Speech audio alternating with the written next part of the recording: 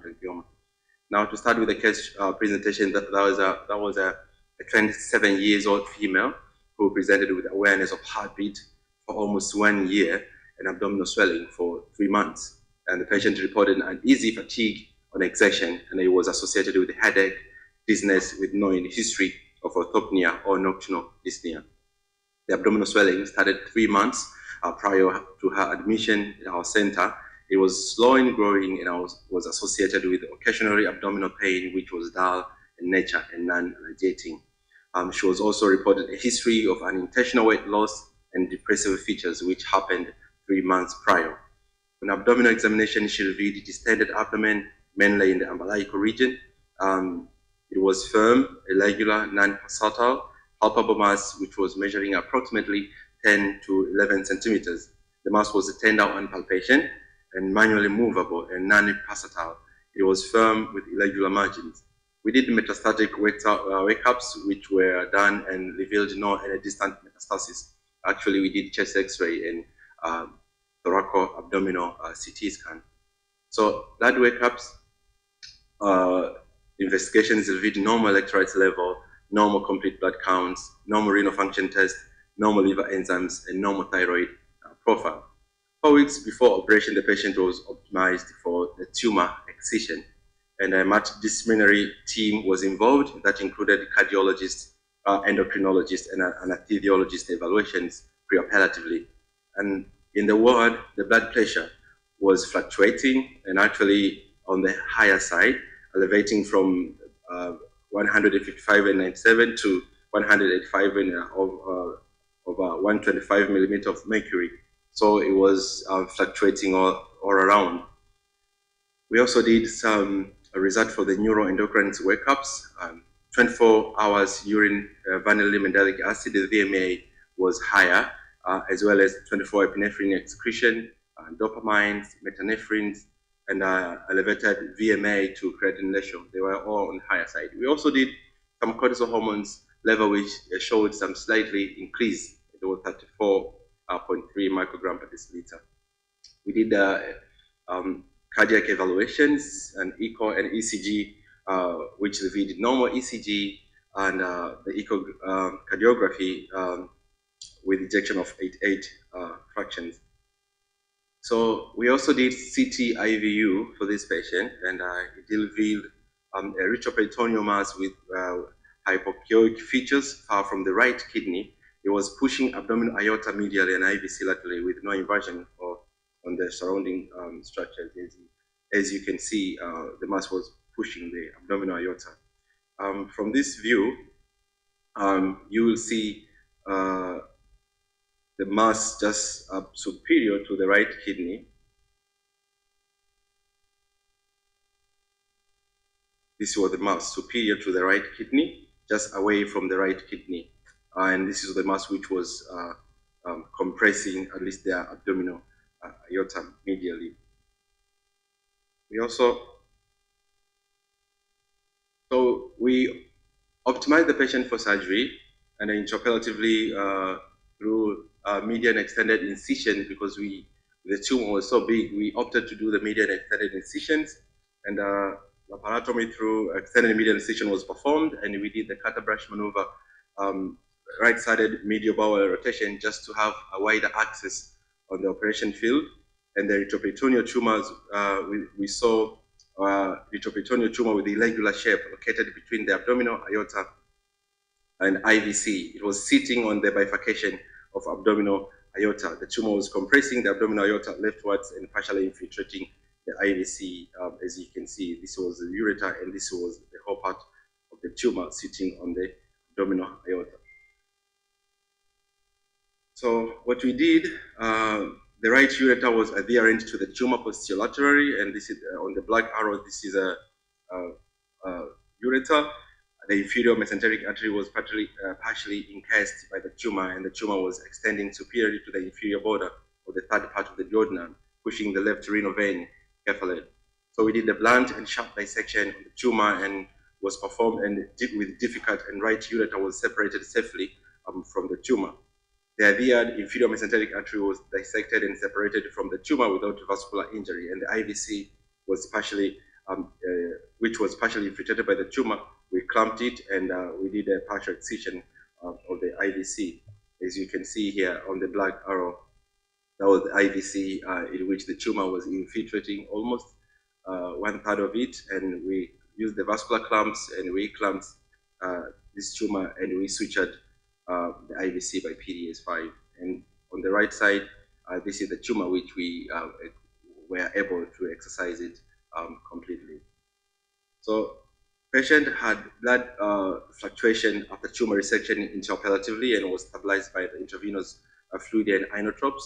And the injury of the IVC, as I said, we repaired the fluorine 5.0, and we estimated the blood loss to be 150 mils, and the operation actually lasted for 40 minutes.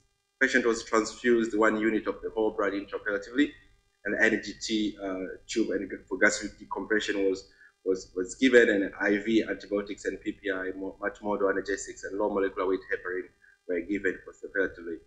The patient was sent for ICU for close monitoring of the blood pressure, and after 36 hours was transferred to the normal ward.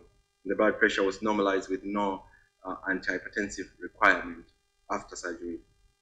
So the tumor was sent for the histopathology, and the histology came, that was an extra-adrenal paraganglioma with negative surgical margin, as you can see on the right side.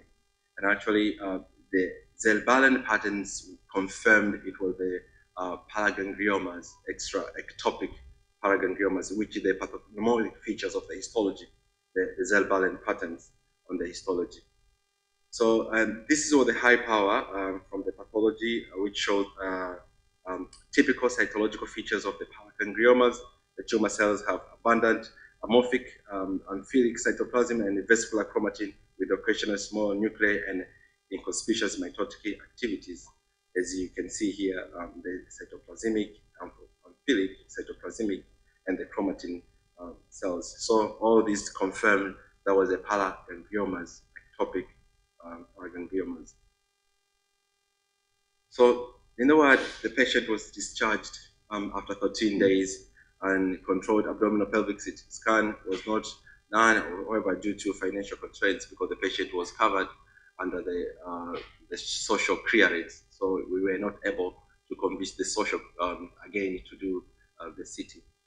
At a follow-up of 6 months after surgery, the patient had normal blood pressures and hormonal level were normal, and she has resumed her normal daily activities. After 6 months, we controlled them fractionated methanephrine's hormones, they were all normal. Even the blood pressure of the patient returned to being normal. So conclusion and take-home message, the recommended treatment for extra-adrenal pheochromocytoma is always surgical removal and debulking, largely to improve the symptoms and control hypertension. And a timely diagnosis and proper treatment can prevent potentially catastrophic complications, and an early consideration of the presence of such tumor in patients is the key to providing the optimal outcome for patients and relatives. It is important to note that regardless of whether the surgical approach, whether it's open or laparoscopic, the pre-operative pharmacological blockade, as well as the tight intraoperatively hemodynamic management of extra-adrenal pheochromocytoma is the same even for the adrenal field. The CT scan can show the status of the vessels and the tumor, but it is of paramount importance to be prepared in case of vascular tumor involvement, as we encountered in our case. Actually, for all paragangliomas, endocrinologically laboratory testing should be performed, including the urine and plasma fractionated methanephrine's and catecholamines level, regardless of whether the condition is clinically evident or not. And actually, the sensitivity of the CT and MRI for pheochromocytoma in adrenal ranges from 8 to 100% and 95 to 100% respectively, with a specificity that falls to about 50%. There's also the use in the developed country, the use of the MIBG, in which the adrenal analog that is stored by multifunctional paragangliomas with the intracellular storage granules of the presynaptic adrenergic neurons, which has been confirmed the sensitivity to check labeled IMIBG scientifically has a sensitivity ranging to 77 to 90% and its specificity of 95 to 100%, which is quite high. And something to note again, intraoperatively, the risk is kept to the minimum with appropriate preoperative medical blockade. As in our case, we used alpha adrenal receptor blockade followed by the beta adrenal receptor blockade, respectively. That was 2 weeks before we planned for surgery. And preoperative volume expansion with a saline infusion and increased water intake to limit volume contraction after surgery was very, very important. And lastly, long-term periodic follow-up is always recommended for these patients. Plasma-free or fractionated urine metanephrine is very, very recommended, and at least after 6 to 12 months following sections. We declare, all authors declare they have no any competing interest, and we received no any funding for this publication. And we also acknowledge the whole team of surgical and urological team for the total support of this patient recovery. Thank you so much. Thank you, Dr. Nungo, for a nice presentation. So as we said, we'll have presentation from 4 presenters and then we'll have questions later. So can we welcome Dr. Orgenes? And it will be followed by Dr. Daniel Shadrack, and then the last one will be Dr. Filippo Muita.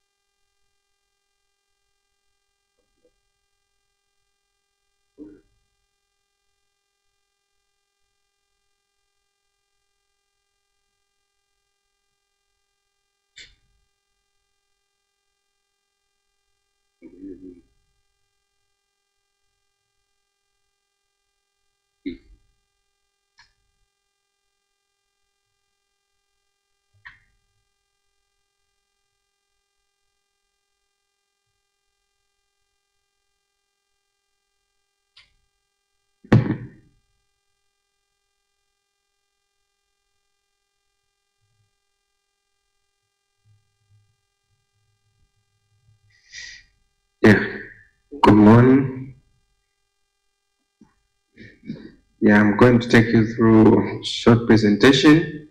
I'm glad that some of the things which I actually planned were just touched by Professor Mkonyi and Professor Ngolo yesterday. So the title for this presentation is Lesson Learned from South African Urology.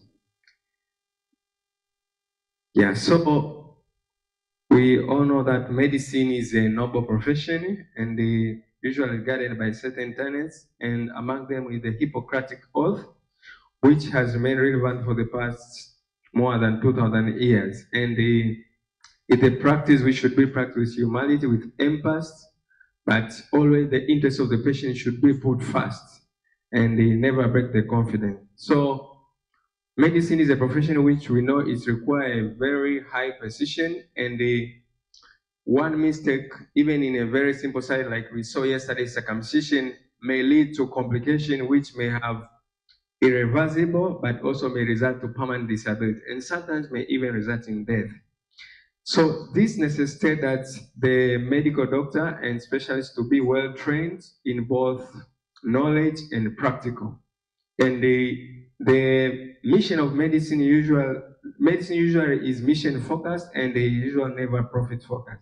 So when we talk about resident program, it's a program, you know, when we train someone who has graduated MD or dental studies, and they saw that to become a specialist. So to become a good surgeon, usually it takes time, patience, but also dedication. And it's very important for trainees to be given feedback. And also, we have to remember that operating room is a very cost, but also a high-risk classroom. And the residents, when they come to operation, they should be prepared.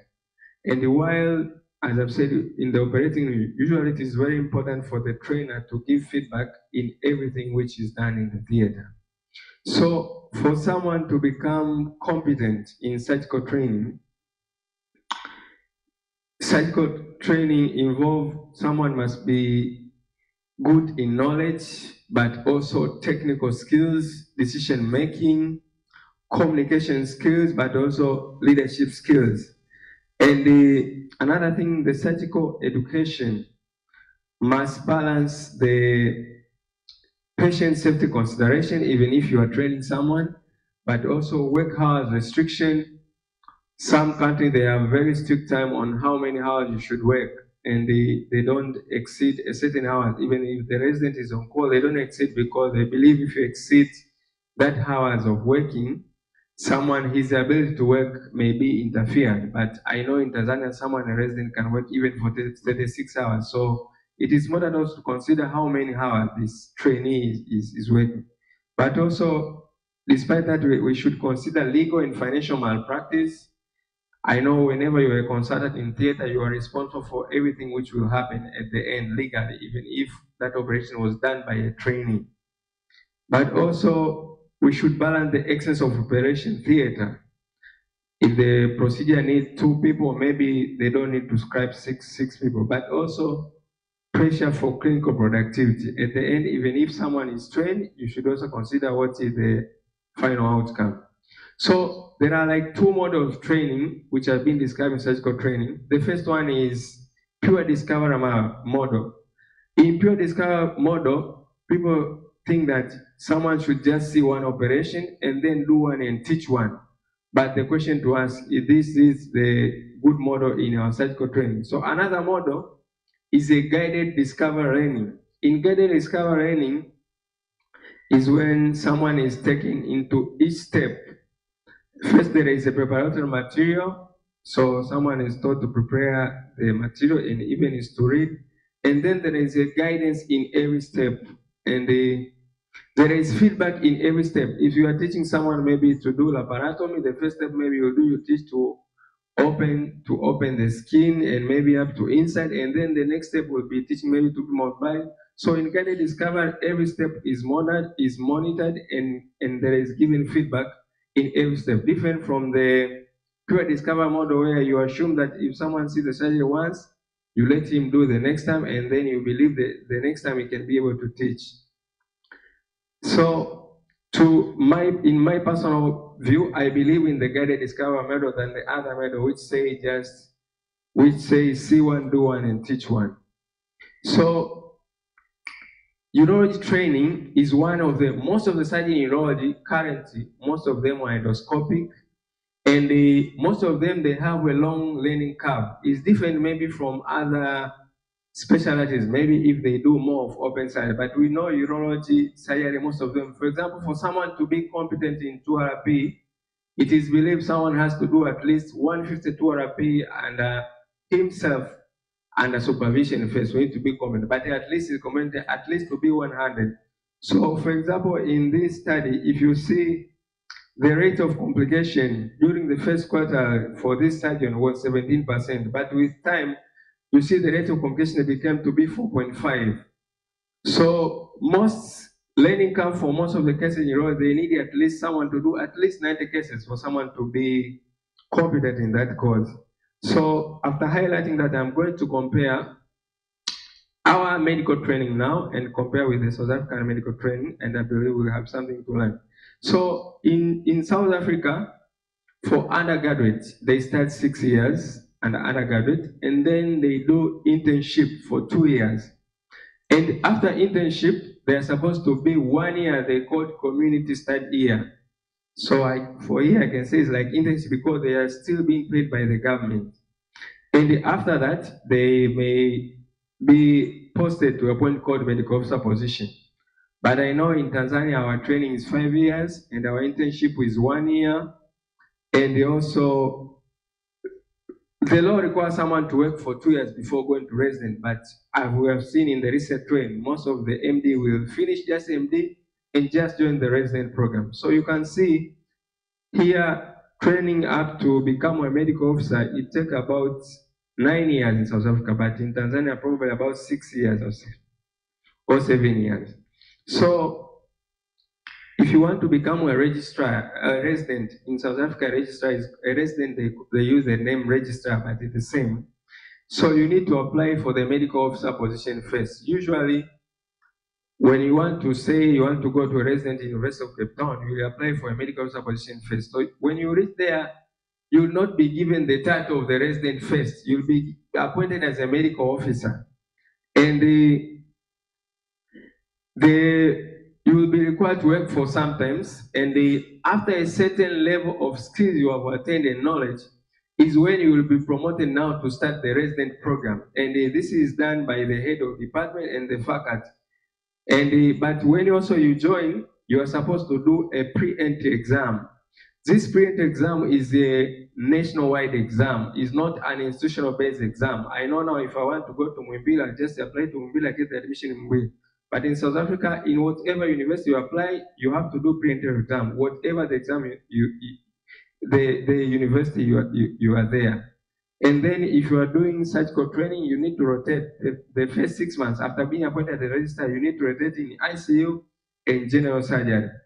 And the duration of training for residents is a minimum of 5 years. Initially it was 4 years, but from last year they increased the years from 4 years to 5 years. I'm saying a minimum of 5 years because it is not necessary to finish at 5 years. When you reach the final years, it is the department and the consultant will see if you are really fit now to do the final exam. So if you are fit, you may finish within that 5 years. But if they think your knowledge and skills is not yet complete, you may be given more time so that you become ready for exam. But we know in Tanzania, the resident is 3, some universities are 3 years, and I think KSMC only is 4 years. The criteria only we look is GPA 2.5. There is no, and you need to pass the intern exam. And yes, I have said KSMC, other university 3 years, and KSMC is 4 years. And usually you can be working in pediatric and suddenly decide to go to join resident straight to general surgery. So someone may join there with no any skills. Different from there, you are appointed first as a medical officer, you work for some time to get at least some skills. Before you start official the resident program, you'll be appointed as a registrar. So on the examination and assessments in South Africa, they use also logbook and the pre-entry exam, as I've said, which is offered by the College of South Africa. But also in between the 5 years, you need to do a intermediate exam, which is also a nationwide exam. It's not an institutional base. So it's an exam which, if we are resident of urology in all Tanzania, we will do that exam. And usually there are no many exams as semester exam as in most universities in Tanzania, but they usually an year feedback by the department. Every resident will be called and will be told maybe you are good in this, and I think maybe in knowledge or in skills you are not that good, you need to improve in this area and this area. And when you reach the final year, there is first you need to do institutional exam where you do medical exam in clinical but also in theory. But after that, to qualify as a specialist, you need to do a fellowship exam. So fellowship exam again is a nationwide exam. It's like COSEXA. It's not an institutional base. And the usual consists of the clinical and and theory. Actually, you need to do theory first. When you pass theory is when you will go for the clinical exam and OSCE exam. And they have these 2 exams 2 times per year. So even if you fail to do the first half of the year, you can do the exam in the last half of the year.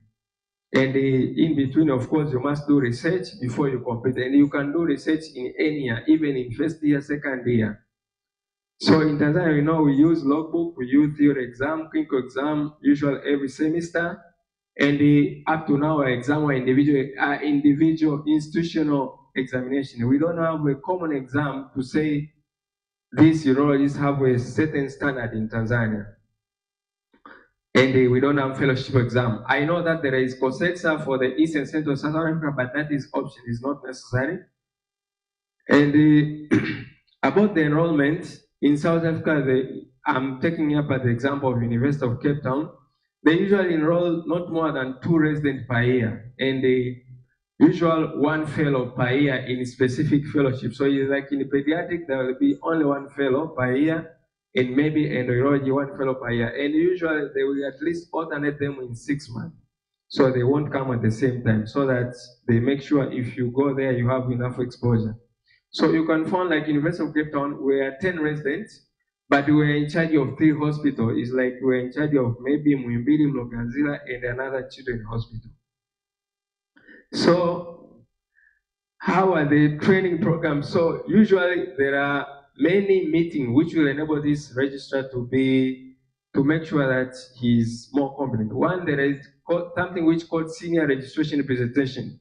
This is for all those who are in the last 2 years or the final year. And in this senior registrar presentation, someone will just come without any PowerPoint and just present on a particular topic, and then we'll be given some comment. But there is other multiple multidisciplinary meeting like X-ray meeting, pathology meeting, morbidity and mortality meeting. There is multidisciplinary ward round like uronephrology ward round in department like pediatric urology. And there is consultant ward round every Monday and Friday where all registrars must attend. And the usual people who are most asked questions are those who are finalists, and because they are being checked if they are really ready to now to go for exam. So most of the questions will not be asked for first year who has just joined the department and probably may not know anything, and then maybe you start asking them many questions. So most of the questions will go to the finalists. And there is tumor body, and there is inter-university meeting. Take about UCT meeting is like it's alternate between this time may be done at Tegabek, and then the next time may be done at the University of Cape Town. If we go to University of Cape Town, to Tegabek will prepare the case presentation and the question.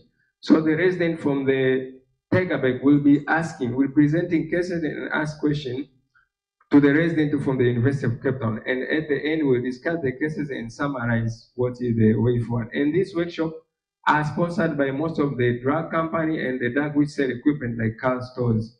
But also there are training workshops for finalists. They will be taken in at least once per year. They go to one of the university, they sit there for about 3 to a week, and they will have any question which will be asked for the resident, but also at the end they'll have discussion. They take all residents of all university in South Africa. So at least they try to standardize for those who are finishing, to at least to know common condition and have the basic knowledge. But also the department arrange according to subspecialties. So like UCT, there is oncology, feminine oncology, pediatric urology, and there is other hospital like East River, which is only for reconstructive urology procedure. So the question to us, is it time now as Tanzania to arrange our department to subspecialty? If I take an example, like in our hospital, every frame is treating everything and is doing every operation. And it is not necessary to be everyone to be super specialized in a certain specialty to arrange this one. It can be arranged like those who are interested in maybe oncology, depending on, of course, it's not necessary to be arranged like this one. It can be arranged according to the spectrum of the disease in a particular region or according to the hospital top 10 disease, so that to balance the number of patients in both firms. So also the clinic arranged according to somehow subspecialty. We have, yes, general clinic where all patients may attend, but when they come there now, they'll be directed to different clinics. There is hematuria clinic, there is female continence clinic, there is spinal defect clinic, and pediatric clinic. I'm not sure, urology, we are responsible to follow patients with spinal defect clinic, but I'm not sure if there is any hospital doing urology which has a spinal defect clinic where urologists are also part of the team. Yes, but also theater, also according to subspecialty, like on Monday there is also called E4 list. This is a resident list. Is with cases which there are cases which a resident must be able to do himself before he graduates. So cases like 2RP, 2RBT, URS laser. So in this case, it's only resident who is expected to do those procedures, not the specialist. Yes, the specialist will be there, but it's expected if the list has 5 patients, if the resident who will be there will do. And because there are few residents, there'll be only maybe one resident or resident who will be doing that list for that day. And so usually this list will be done by the last 2 years resident, at least after achieving a certain level of competence. So they make sure that at least you have exposure to do the procedure which you must be able to do yourself before you graduate. That's what we call the E4 list, is for resident list. But there are also lists for the FEM, blue cases for non-oncology, red cases for oncology cases, but also pediatric urology has a separate list because all pediatric patients, they are being treated by pediatric urologists and the fellows who are in the pediatric urology. So there is also actual other difference like healthcare difference. My time is up. But also the laboratory is the investigation. If it is done in any public hospital, you can access it from any hospital which you are there. So it's easy to know even if the patient has been referred. So in conclusion, there is longer training of duration in South Africa, no restriction of years. So we need to think, is it our training? I think yesterday Professor Ngoma, Professor Nkonyo talked about 3 years. Is it really enough to train a resident to be competent in all areas of skilled knowledge and everything? But otherwise, also it is a time to invest in latest technology like laparoscopic, robotic, and interventional radiology. So there is a need to review our urological surgical training in Tanzania. Is it time to review? Is it time that we can start also inter-university collaboration in training? In South Africa, there is a webinar every Friday where presenter will come from different universities. Is it possible for us to start a webinar where we can involve all universities? Thank you very much for listening. Time is up.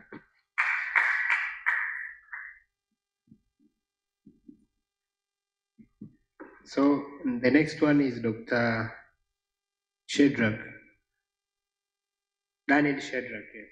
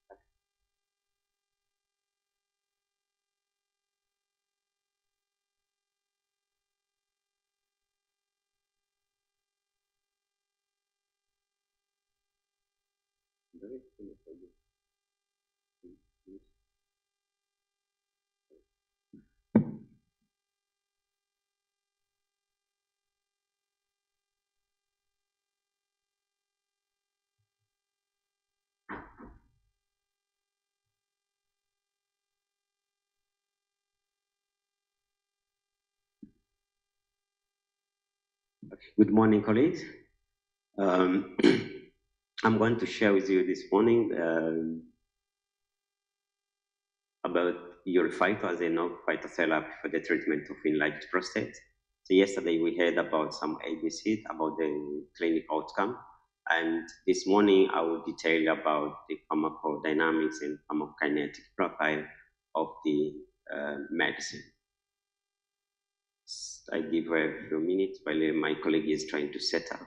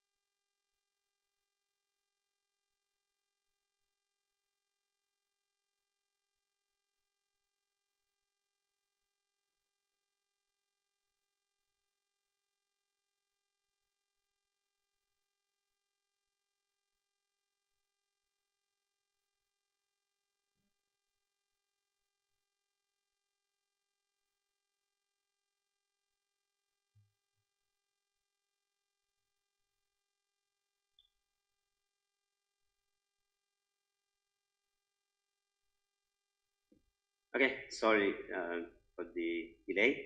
So I'm going to share about Urify as a no phytotherapy of the treatment of roots that caused by prostate and prostatic disorders from my fighters, and also I work with the university, St. John's University of Tanzania. So we all know about BPH and the outcome of it that causes the lower urinary tract symptom, and now it's largely affecting many men as the age goes up. But what are really the root causes? Some literature, they say the possible root is unknown, but to some extent, we have some hypotheses that we try to test and we see the root cause could be associated with inflammation. So when the process is inflamed and can cause some urinary problems. But also we see the problem with the imbalance of the hormone like testosterone. So as we age, the level of testosterone goes down, and hence the process would work more to produce more testosterone, which results into conversion of testosterone to dihydrotestosterone, which again is a food of the process which makes it to enlarge. So what could be the possible outcome and the solution of it? So it could be either to target some inflammatory markers and knock down and or to balance the level of testosterone and maybe to inhibit the enzyme that are responsible for the conversion of the testosterone to dihydrotestosterone. So over the years, we have a paradigm of evolution of different setup, and as you can see from the L90s, L20s, and now we have the advantage of we're in the era of artificial intelligence and atomistic simulations that have been helping pharmaceuticals to design and develop medicine. It's one of the setup that I'm sharing that Urify. We use a lot of artificial intelligence driven in silico technology to design medicine, and we have been employing this technology to design. So Urify is an in silico designed clinical stage phytotherapy for the treatment of enlarged prostate. And it's a hair therapy, and the active ingredients are curcumin that derived from curcuma longa, and delta 7 is stellalol, derived from cucurbita pepper, and now it's available and formulated in 500 milligram and 200 milligram cups.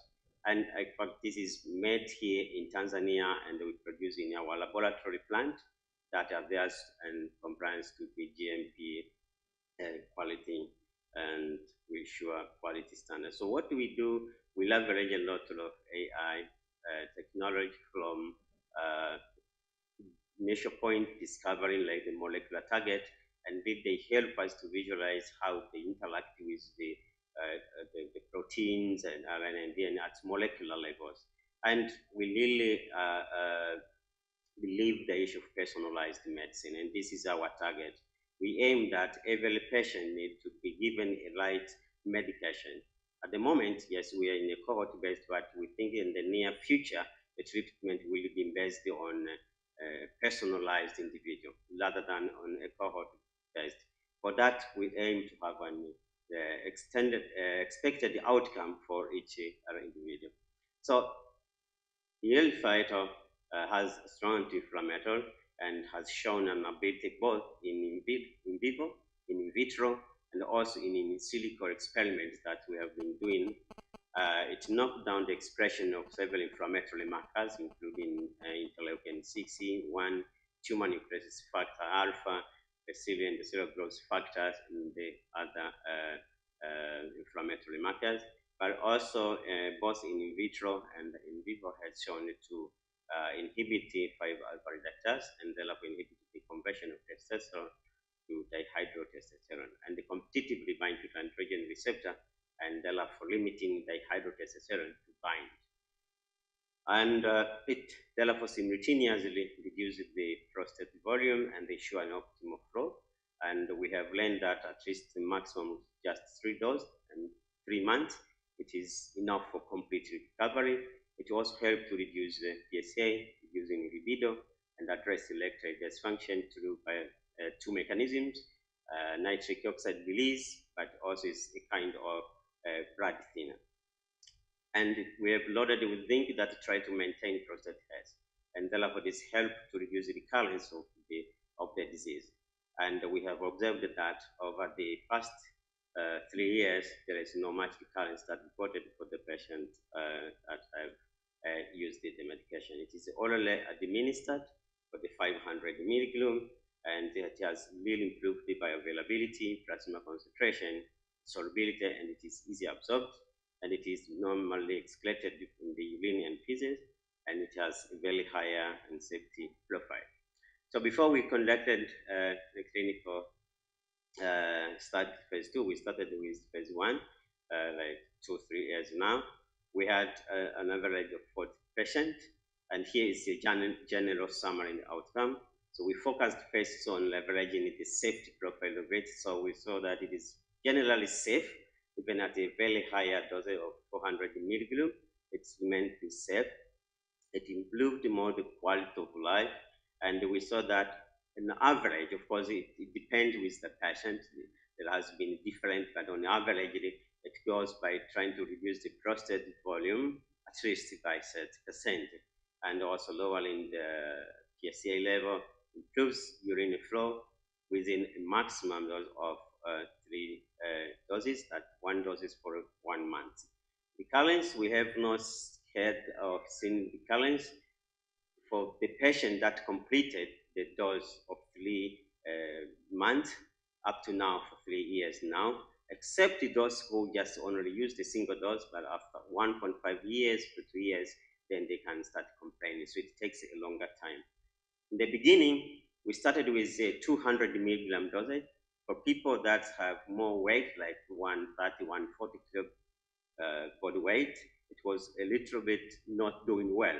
So and then in the consultation with the medical team, then we said we needed to go maybe to a bit higher dose, and then we formulated the 500 milligram that was tested at the KCMC, and we see this, the 500 milligram is doing much better across all the different body weight, body size for different patients. The clinical phase 2 study has been shared, were shared yesterday by colleagues from KCMC.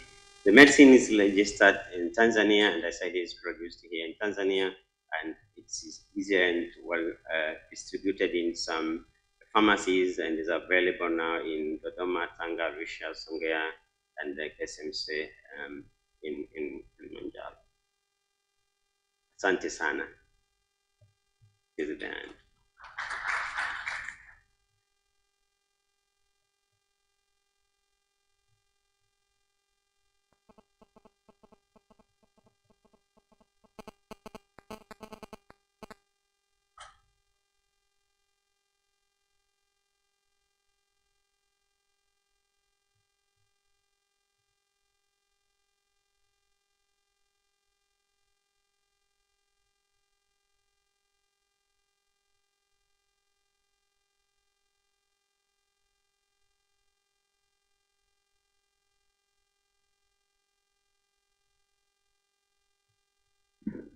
So after Dr. Filippo, we will ask the presenters to come forward for the 10 minutes of questions from the first 4 presenters.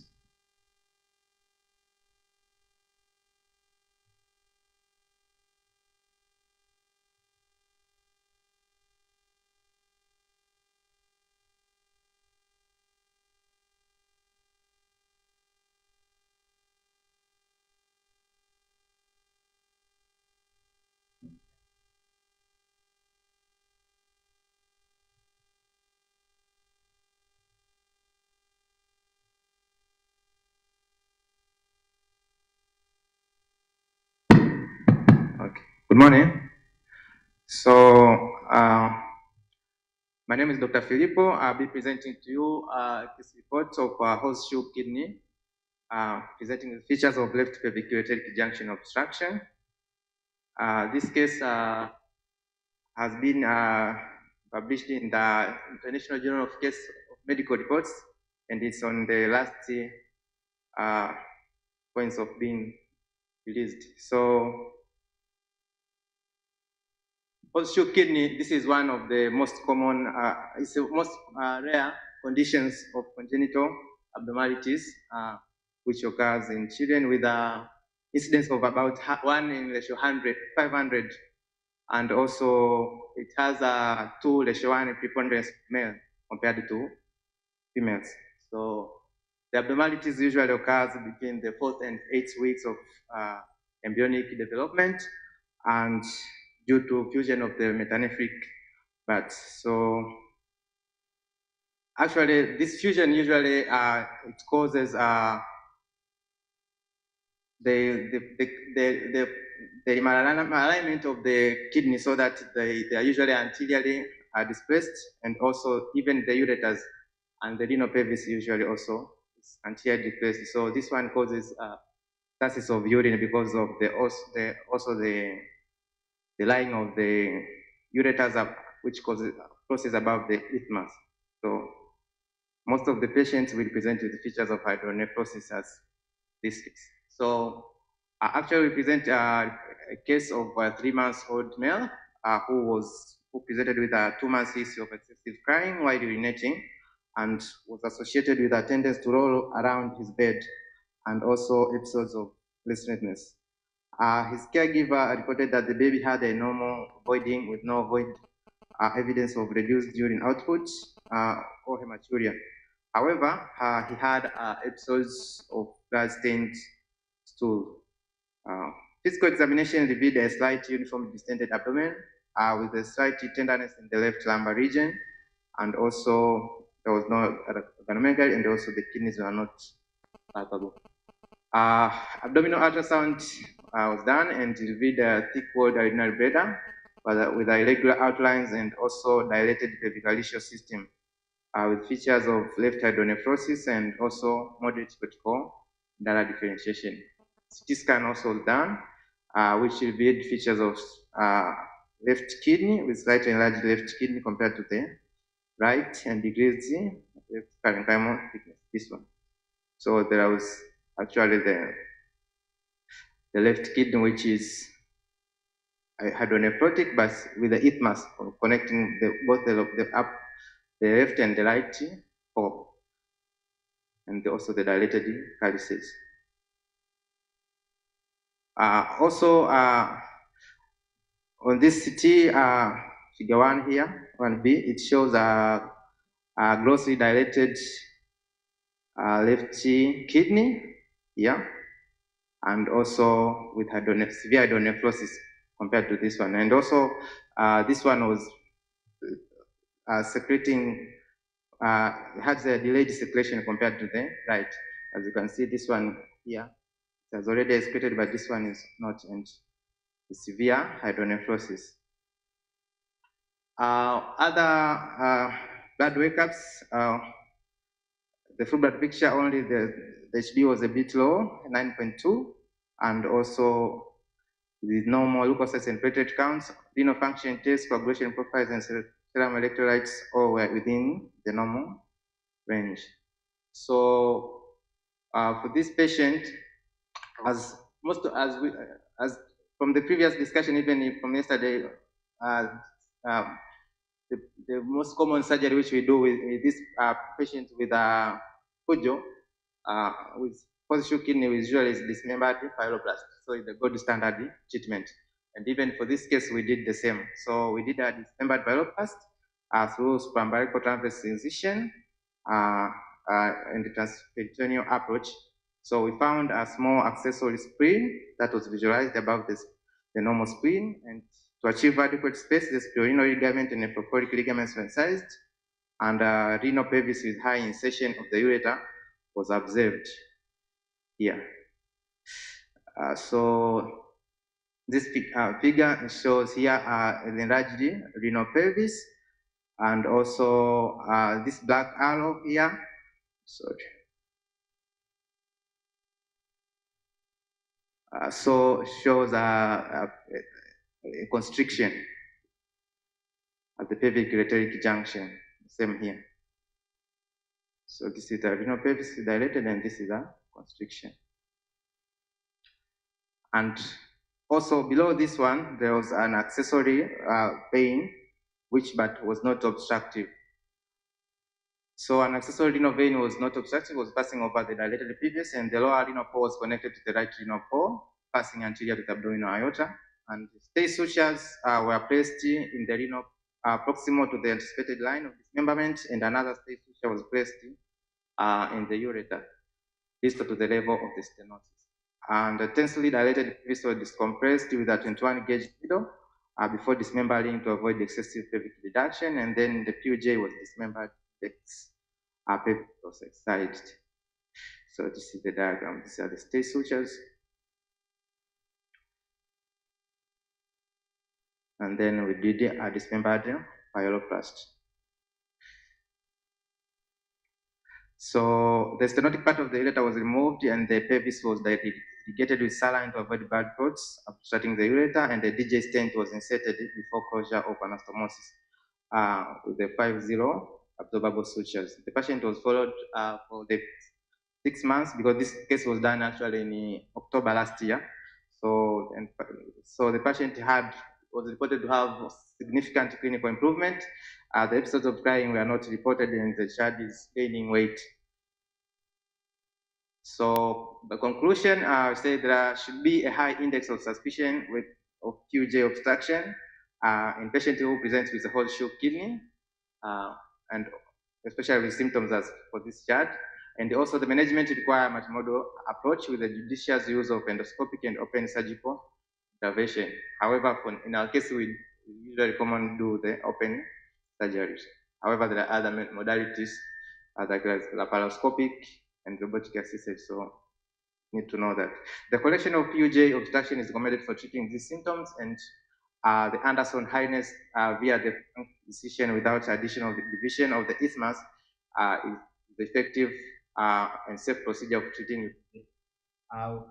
This point, the issue of horseshoe kidney, most the previous surgeons, they usually use it to think that when they do the etiology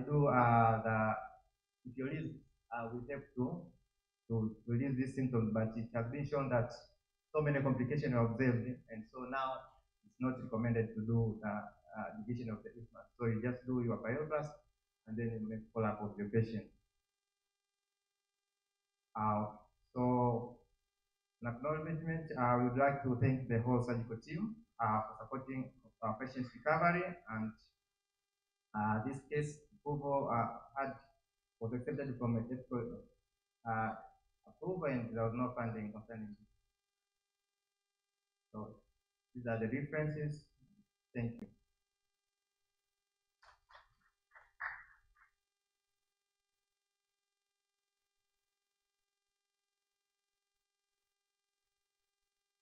So may I please ask the presenters to come forward so that they can respond to questions and receive some comments. While they are coming forward, then the next presentation will be from Dr. Nicholas Ngowi from KCMC, then followed by Dr. Naomi Mtafu, and then we'll have about 4 presentations from our sponsors before we go for breakfast.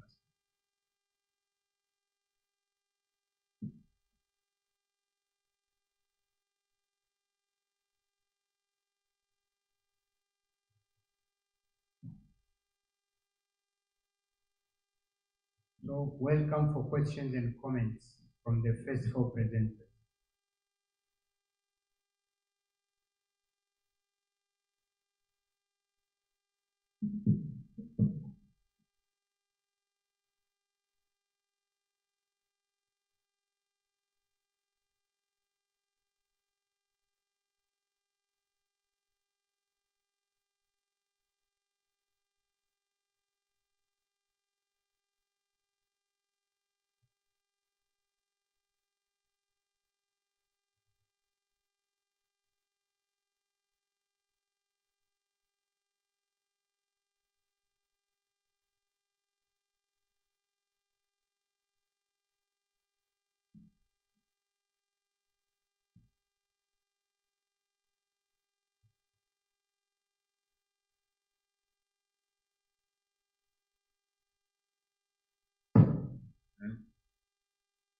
Some few comments or questions.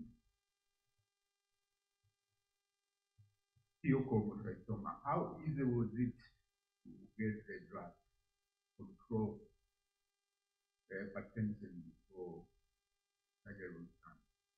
Which drugs to use? I would wish to have a comment from the resident on Dr. Wambo's presentation. You already saw the number of residents that are covered in South Africa versus the number of new residents who are here.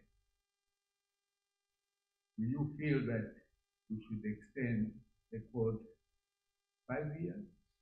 I want to hear it from the residents themselves. We wish to recommend to extend. How do you feel? That is the way we should go forward.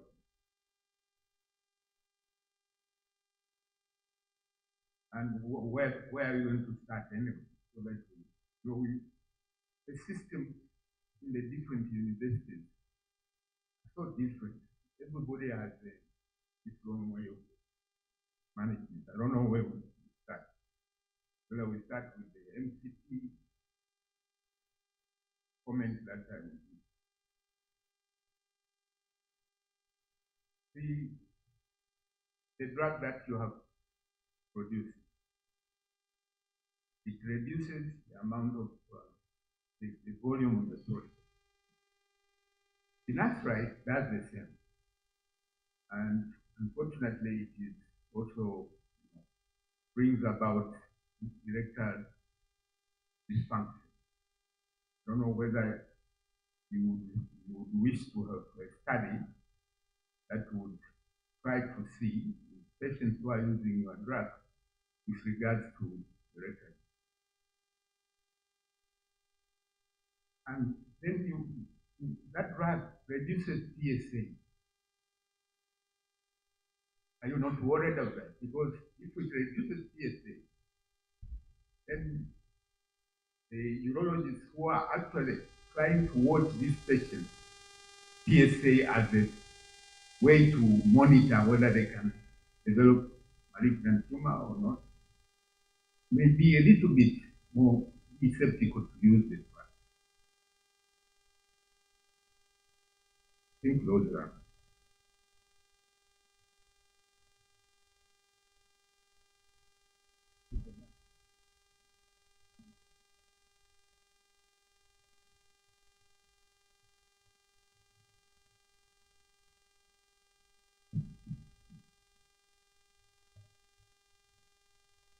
Any other questions so that when they start, you can use the mic on your, just press where it is written speak, a black button written speak.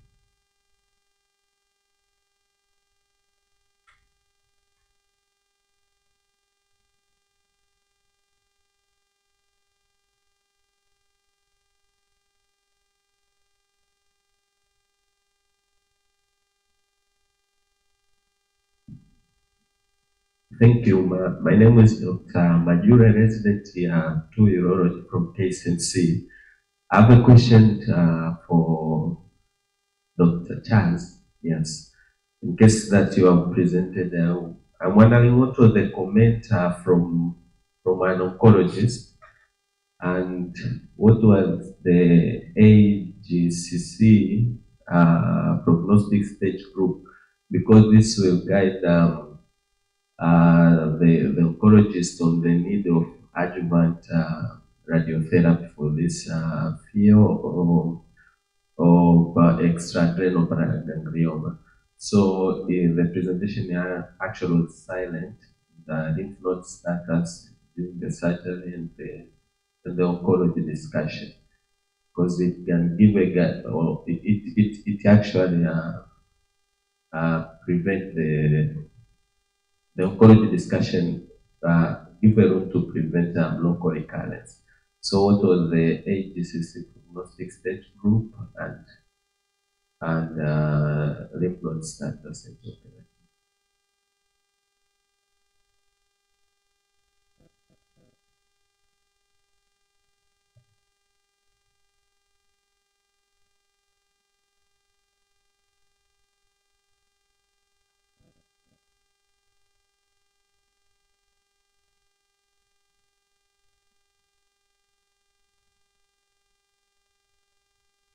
Thank you for good presentations. I had a question about phytotherapy. It's kind of, I heard that this treatment is curative, if I heard correctly. So after the 3 months dose, the patient is cured from BPH. Yeah, so that makes it superior to tamsulosin. And it's a wonder drug. That's what we want. And most of us maybe will have to go and live because most of the urologists will do management of prostatic obstruction by therapy. So I would like to have it clarified that I can see you're nodding. That's what I'm saying, is what you said. I want it to be clarified. If it is curative, then this is a wonder drug. One patient asked me in the previous clinic that I've heard that there is a drug that cures. I told him, no, I haven't heard of it. But today I've heard it. So can you please clarify it? Thank you very much. One last question or comment? So can we please start responding?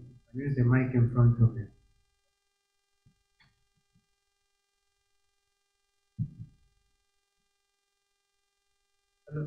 Hello. My name is Dr. Kategile, consultant urologist. I have two questions. As Dr. Kari has pointed out, that drug. Remember, when you are giving these drugs, usually there's responsibility of four things: affordability, viability, accessibility, and the compliance. So, as far as remember yesterday, it was a comment that's given 3 times in a day. Do you think the compliance to these patients is really possible? Because I doubt only those drugs were given once in a day still is an issue. So what do you think? Did you consider about that, the issue of compliance? That's one. The other question I want to ask is the patient, the horseshoe kidney. We talked about the pyroloplast. Was the double G stent inserted? Because there was a time when there was discussion that you can do it without. Maybe that one is applicable to cause.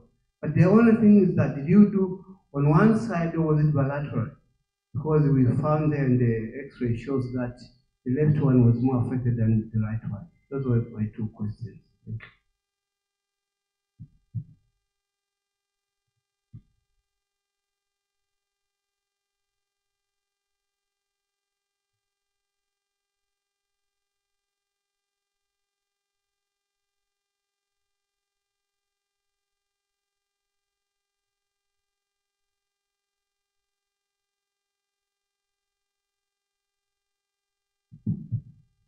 Okay.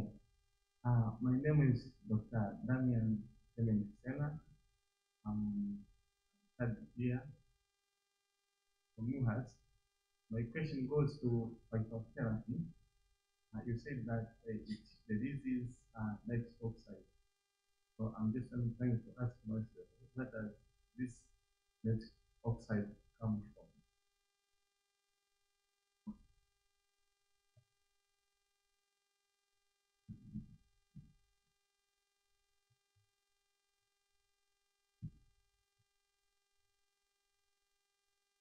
Okay, thanks for the question. We'll go with the first question, phytotherapy.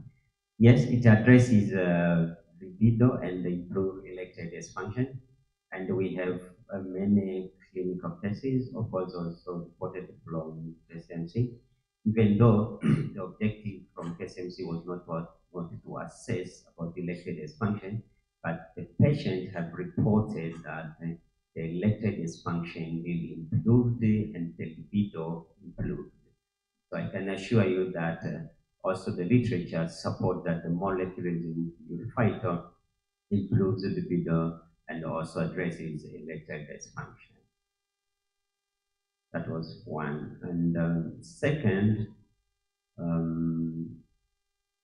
was about Is it curative or not?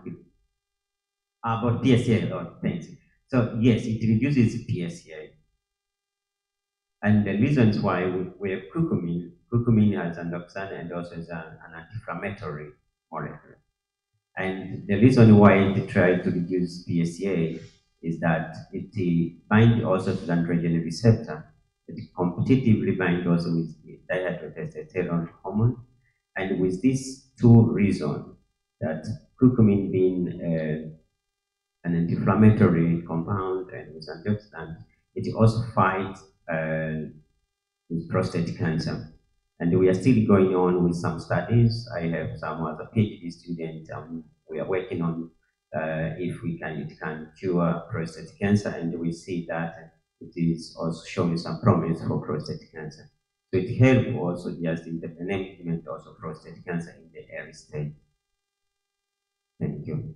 Well, about cure, I'm attempting to say that yes, for the past 3 years, for the patient who managed to complete the dose and measure that it has come to normal, we have not had a complaint of recurrence of the disease. There has been few complaints for some of the patients who did not, of course, complete the dose. Some of the patients, they just took one dose and they said that we are doing well, but they did not go back to do the checkup. For such a patient, they stay for 1 or 2 years, and then they can say there is some kind of recurrence of the symptom. But for those who have completed the dosage, we have not had a recurrence, at least for these 3 years. Thank you. About the question was about affordability and accessibility.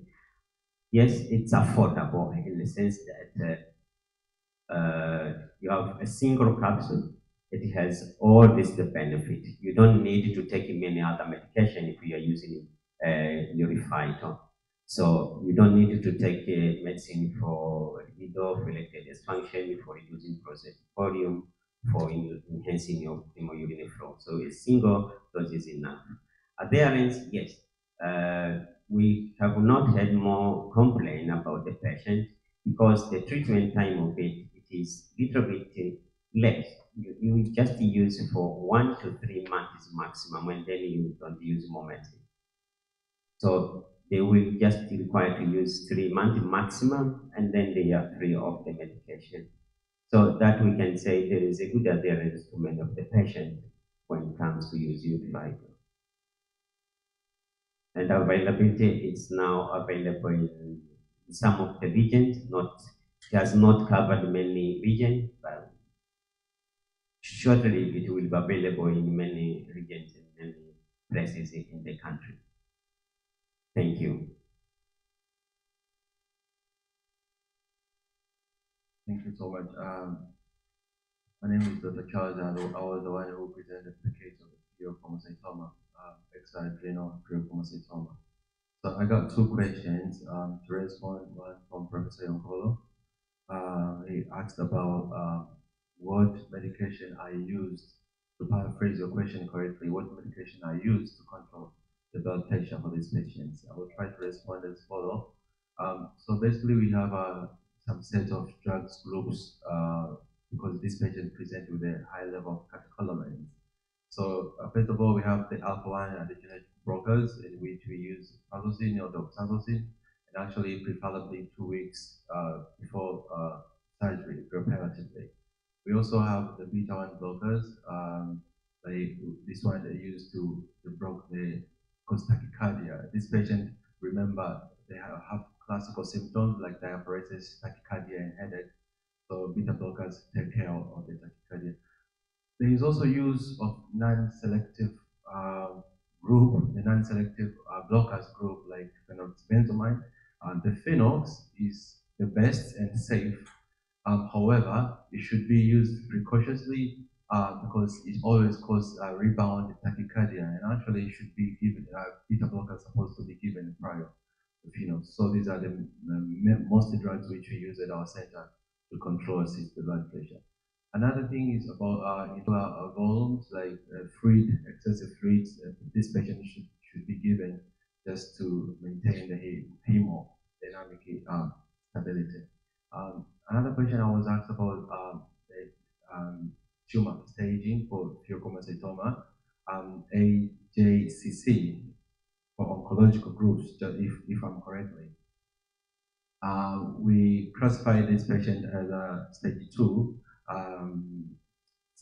group, T2 and 0 and M0. And the reason why we went to stage 2 because the tumor was about 5 centimeters with no any extra adrenal invasions.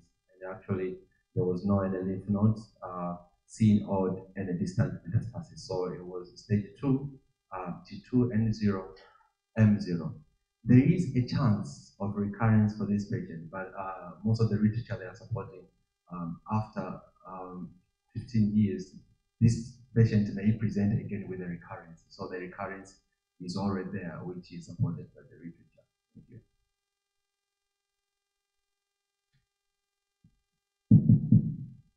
Thank you.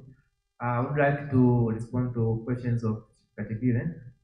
So in our case, this patient is reviewed hydronephrosis and reduced glomerular differentiation more on the left side. So we thought this one is the one which is most symptomatic, and even the expression, the right one was seen to respect normally compared to the left. So we did only on the left side, which was symptomatic, and also we used the stent, which was removed there.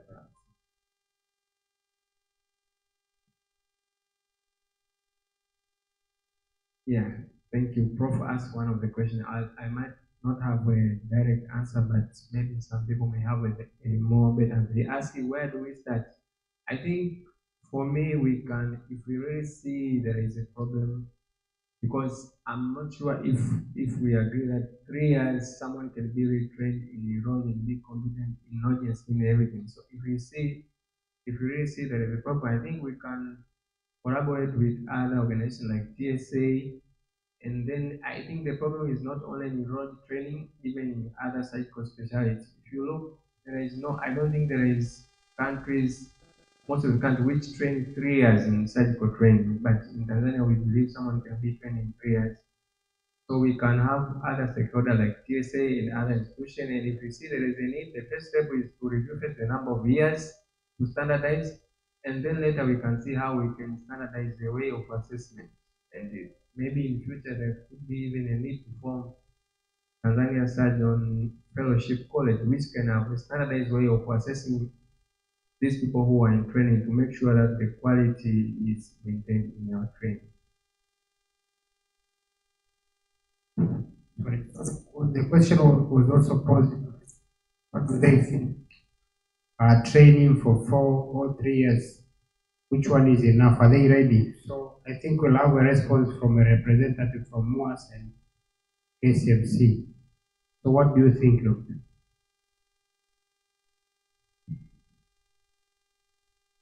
Okay, so actually, personally, I was able to attend one of the MUAS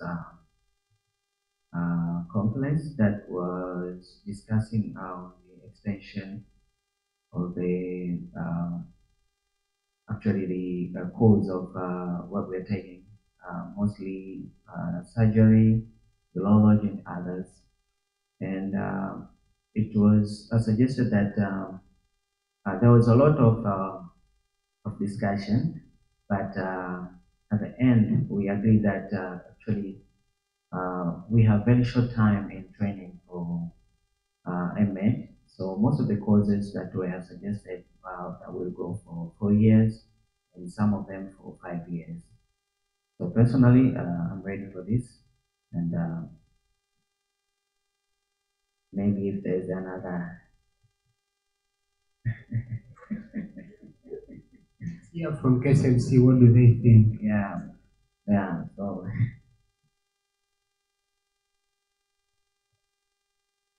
Any other? KCMC? Okay, thank you. I think on our suggestion, for us, like we're doing a training for 4 years, I think in our training of 4 years, we have the first and the second, the third year, that's when we do our research, and the fourth year we are residents, but still we do, we still have some training on, we are mentoring our junior residents, but at the same time, we have much time with the theaters and with the procedures. So I think for us, I think 4 years, and maybe if I have another comment.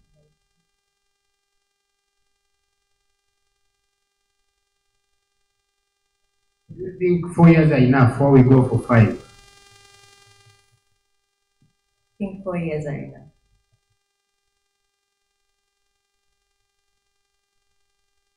So thank you very much for presentation and response. Because of time, I think that one will follow, and maybe we'll discuss it in the annual general meeting and any other gathering. So please, you can take your seat. So we'll have a presentation from Dr. Nicholas, then followed by Naomi, and then we'll have 2 presentations from the sponsors. We go for breakfast.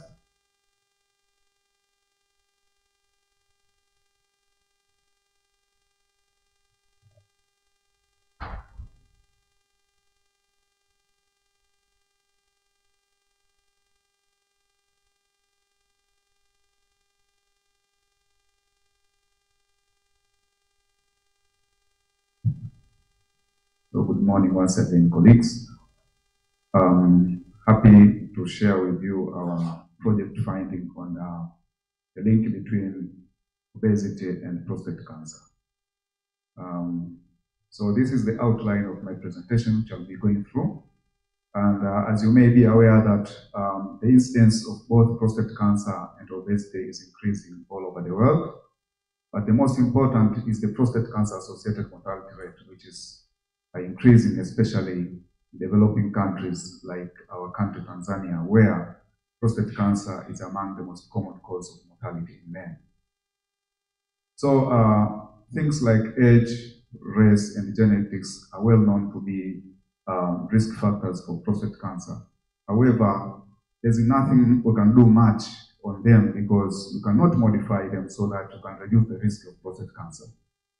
So issues like modifiable risk factors are quite important, as they play an important role when it comes to reduction of the incidence, but the most important is the mortality associated with prostate cancer. So obesity, as it is measured by BMI, is one of the most commonly studied risk factor, and with some studies which have shown a strong link between it and prostate cancer. However, some investigators have reported a contradicting results.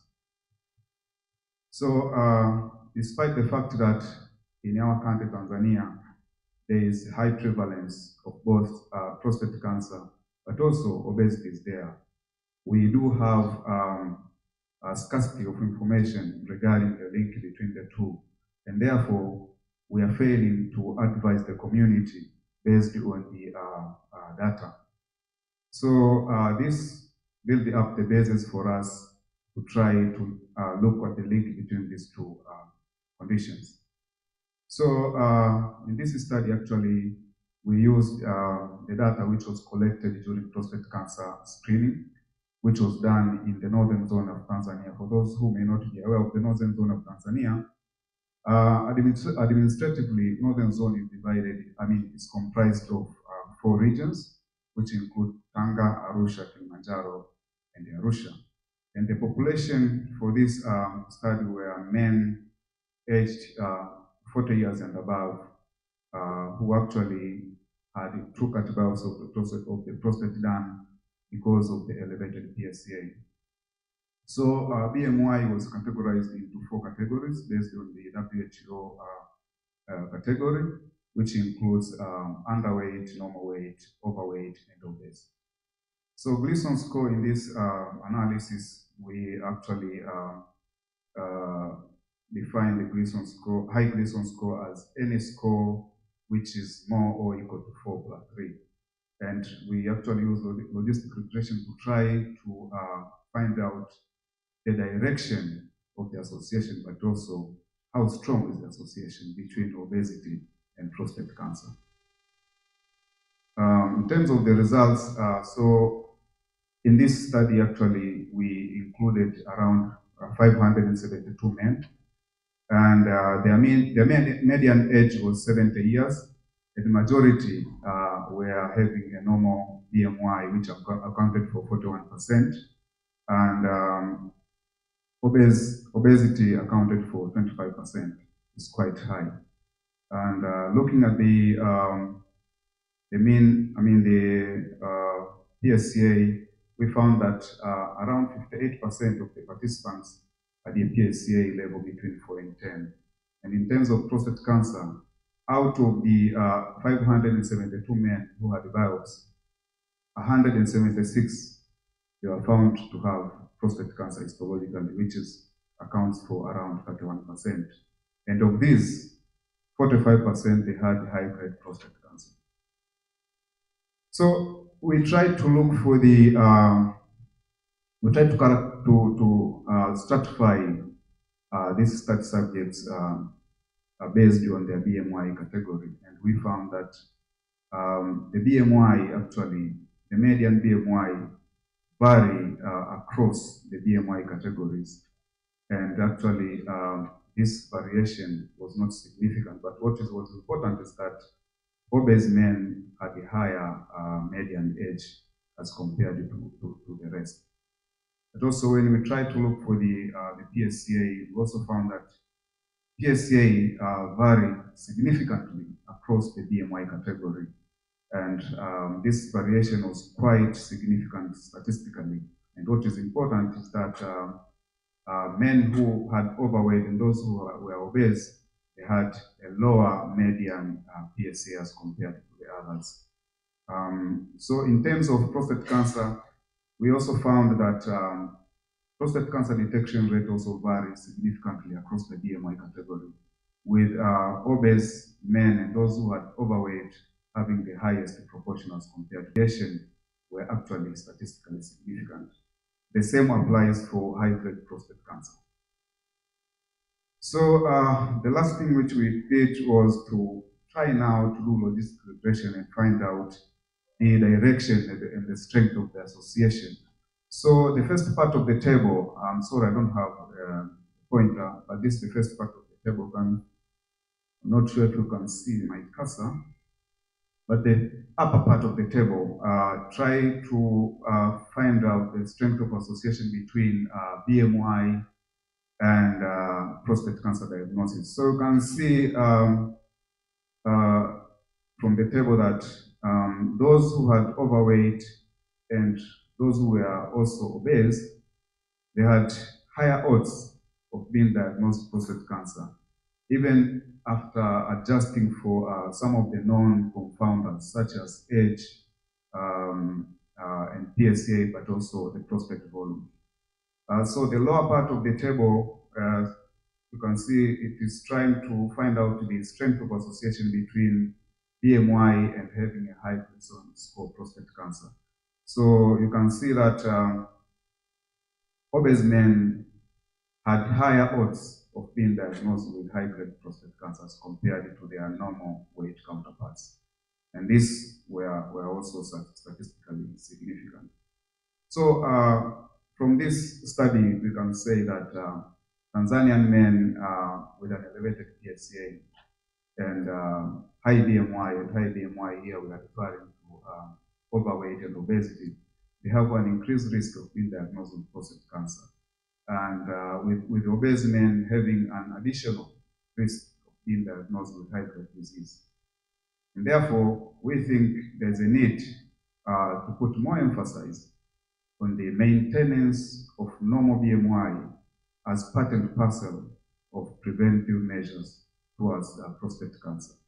So, like in any other study, there's a room for other studies to be done to try to look for the causal effect mechanism of BMI. So I would like to thank our government of Tanzania for the support which we actually got during the implementation of this project, but also the Prostate Cancer Foundation for funding this project. I should not forget our institution, the GSF institution, which includes SMC, SM College, and SRI, for the support which we had from the beginning up to the end of this project, but also the study participants, because without them, this could have been impossible. Last but not least is you for your attention. Thank you so much.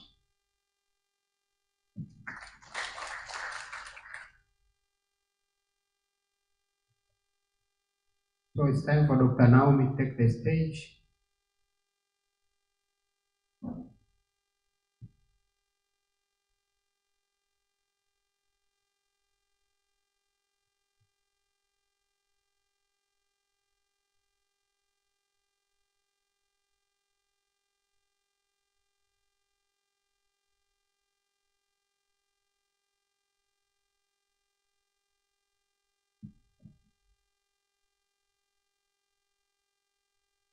Good morning.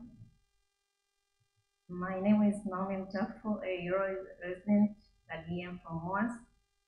I would like to present to you a successful single-stage reconstruction of an isolated female esophagus in a 14-year-old patient. The case report and the literature review. We have submitted our case report to and it's in a final process of publication. And this is the list of authors with a special acknowledgement to our chief surgeon, Dr. Gabriel Mtatul, and our supervisors, Professor Badia Nyong'o and Professor Charles Nkoin. So, Epspadias is a disorder that is characterized by an abnormal opening of the urethra and failure of the urethral plate to rise on the dorsum, and is most frequently identified as part of the bladder exodus. An isolated female Epspadias is a rare congenital anomaly that is occurring 1 in 400,000 females. Davis in 1928 classified the isolated female Epspadias into 3 groups, with the mild form presenting the patras urethra, and the intermediate one, the urethra is dorsally split, and with the severe form presenting with urinary incontinence due to lack of sphincteric mechanism. So the bifid clitoris is a characteristic form of the genital defect, and the skin over the mouth pubis is smooth and crabulous, giving it a depressed shape. And the anterior half of the bifid clitoris is where the labia minora terminates, which is also usually poorly developed. And these external features are the most distinctive features. So with the urethra is visible upon minimal separation of the labia. Usually the internal genitalia are typically normal. So most of the reports have reported that between 30 to 75% of the people with isolated female Epspadias may present with the other anomalies like the ureterovesical junction reflux, and also the bladder is wall is thin and its size is limited due to the absence of outside resistance. And in reconstruction, the surgical goals are to achieve the urinary continence, protecting the upper urinary tract, and reconstructing the external genitalia in a way that is both functional and visually normal or near normal. So we had a 14-year-old girl that was admitted to our facility with a chief complaint of urinary incontinence since birth during day and night time, and it was characterized by lack of urge to urinate. She reported increase of urine leakage with water intake, so that had to wear diapers and changes at least 4 times per day to stay dry. However, there was no reported case of recurrent urinary tract infection or recurrent fever.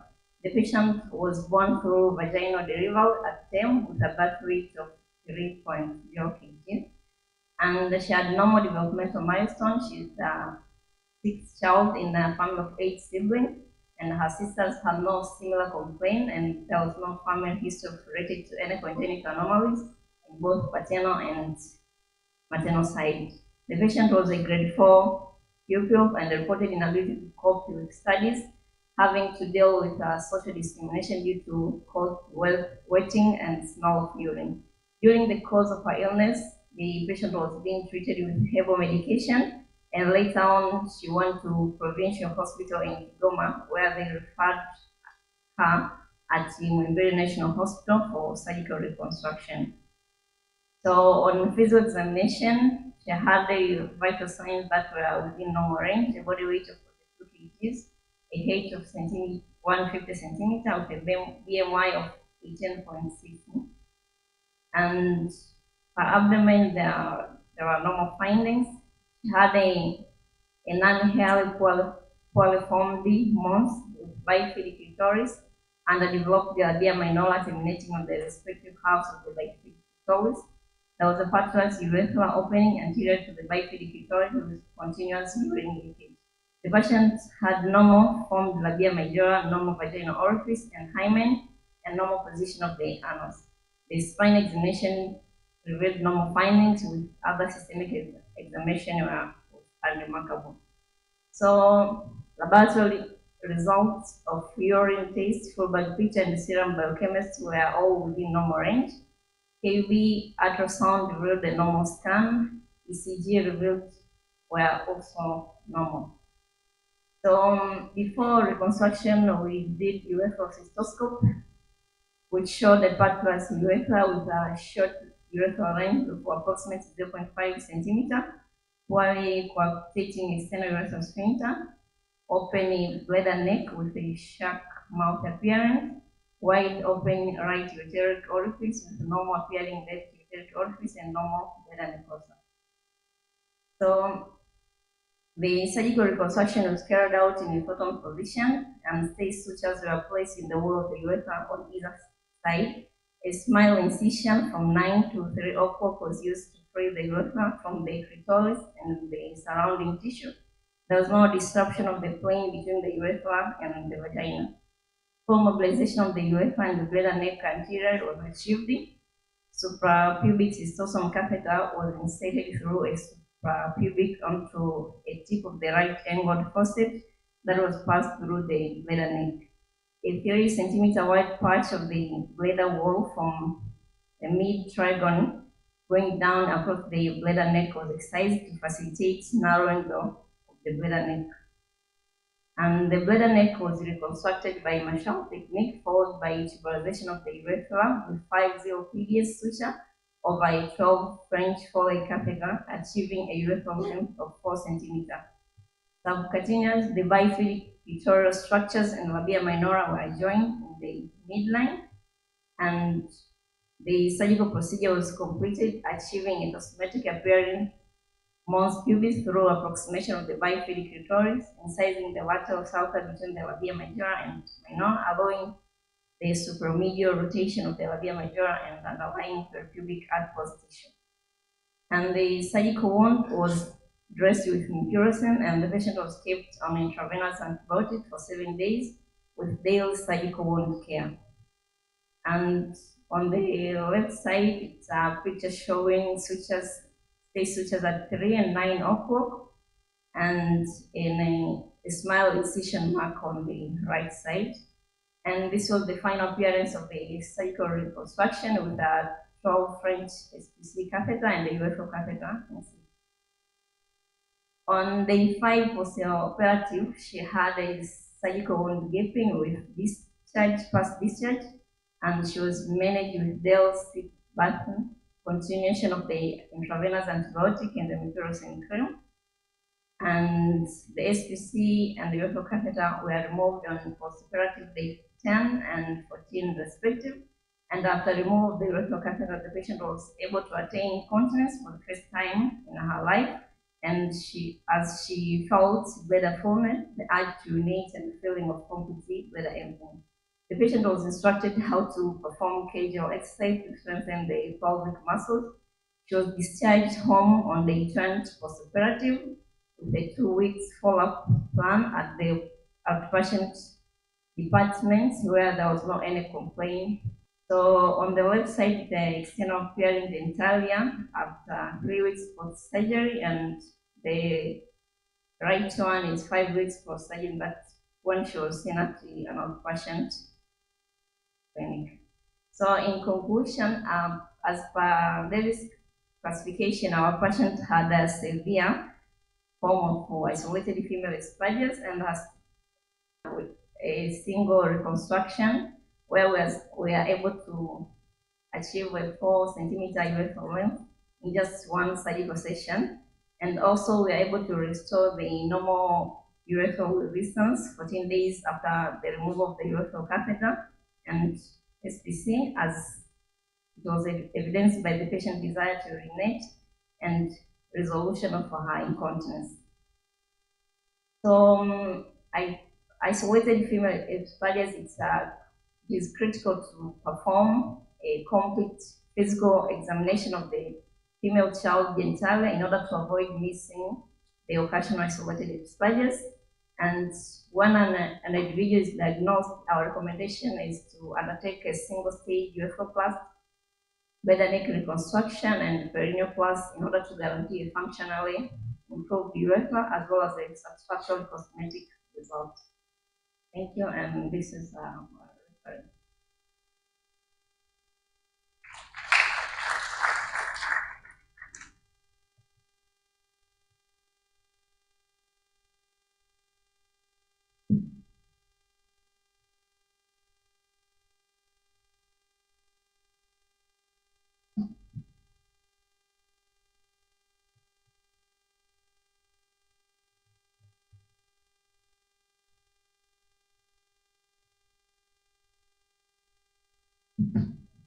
So we'll have a small talk from one of our sponsors from Med Africa. Good morning, everyone, and thank you for having us over here in Dar es Salaam for the workshop and congress. So as you all might know, we have also contributed in doing the workshop to supplying the laser and other equipment for upper tract. Basically, this is a special line of Mediatric. We are very specialized in endourology on all levels of endourology, being lower tract, upper tract. We also have all the units such as 4K cameras, portable cameras, HD cameras, for laparoscopy, such as things such as insufflators or bipolar units for laparoscopy, or also for TURP. So we cover the full line of equipment for that. On top of that, also we are involved in consumables such as access sheets, baskets, guide wires, and other stuff, nephrostomy sets, and so on. So we are happy that in the coming, let's say, in the second part of June, we'll be established in Tanzania officially through an office over here. And we'll be having progressively a team to support the urologists, also other colleagues of yours in different disciplines such as gynae and general surgery as well. And basically, we would like to be a serious supplier or solution provider here in Tanzania, offering end-to-end solutions. We've done this over most of the African countries, spanning from Djibouti all the way to Conakry. We have laser installations, 35 watts up to 152 watts in Holmium, from Djibouti to Conakry, as I said. We are very proud to be the first company to have introduced HOLEP procedures and HOLEP workshops into sub-Saharan Africa. We've already executed workshops in Nigeria, maybe 3 or 4 times already. In Senegal, in Ivory Coast on HOLEP. And this year, Tanzania was the first time we do a workshop in upper tract stones, showing our 35 watt laser. from Quanta System from Italy. Hopefully, in the years to come, we can also introduce added value equipment that will show you a bit how you can, let's say, use technology to your benefit. Well, we try to keep also technology at the reach financially by having some kind of a good proposal for you to be able to grow into the different aspects of the capital equipment. So basically, that's it. Thank you very much for having us, and see you next year for sure.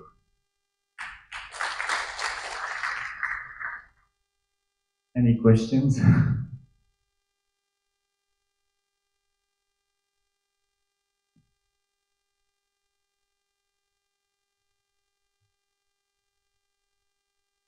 So we'll have a presentation from ZSI, and then we'll have questions from all the 4 presenters.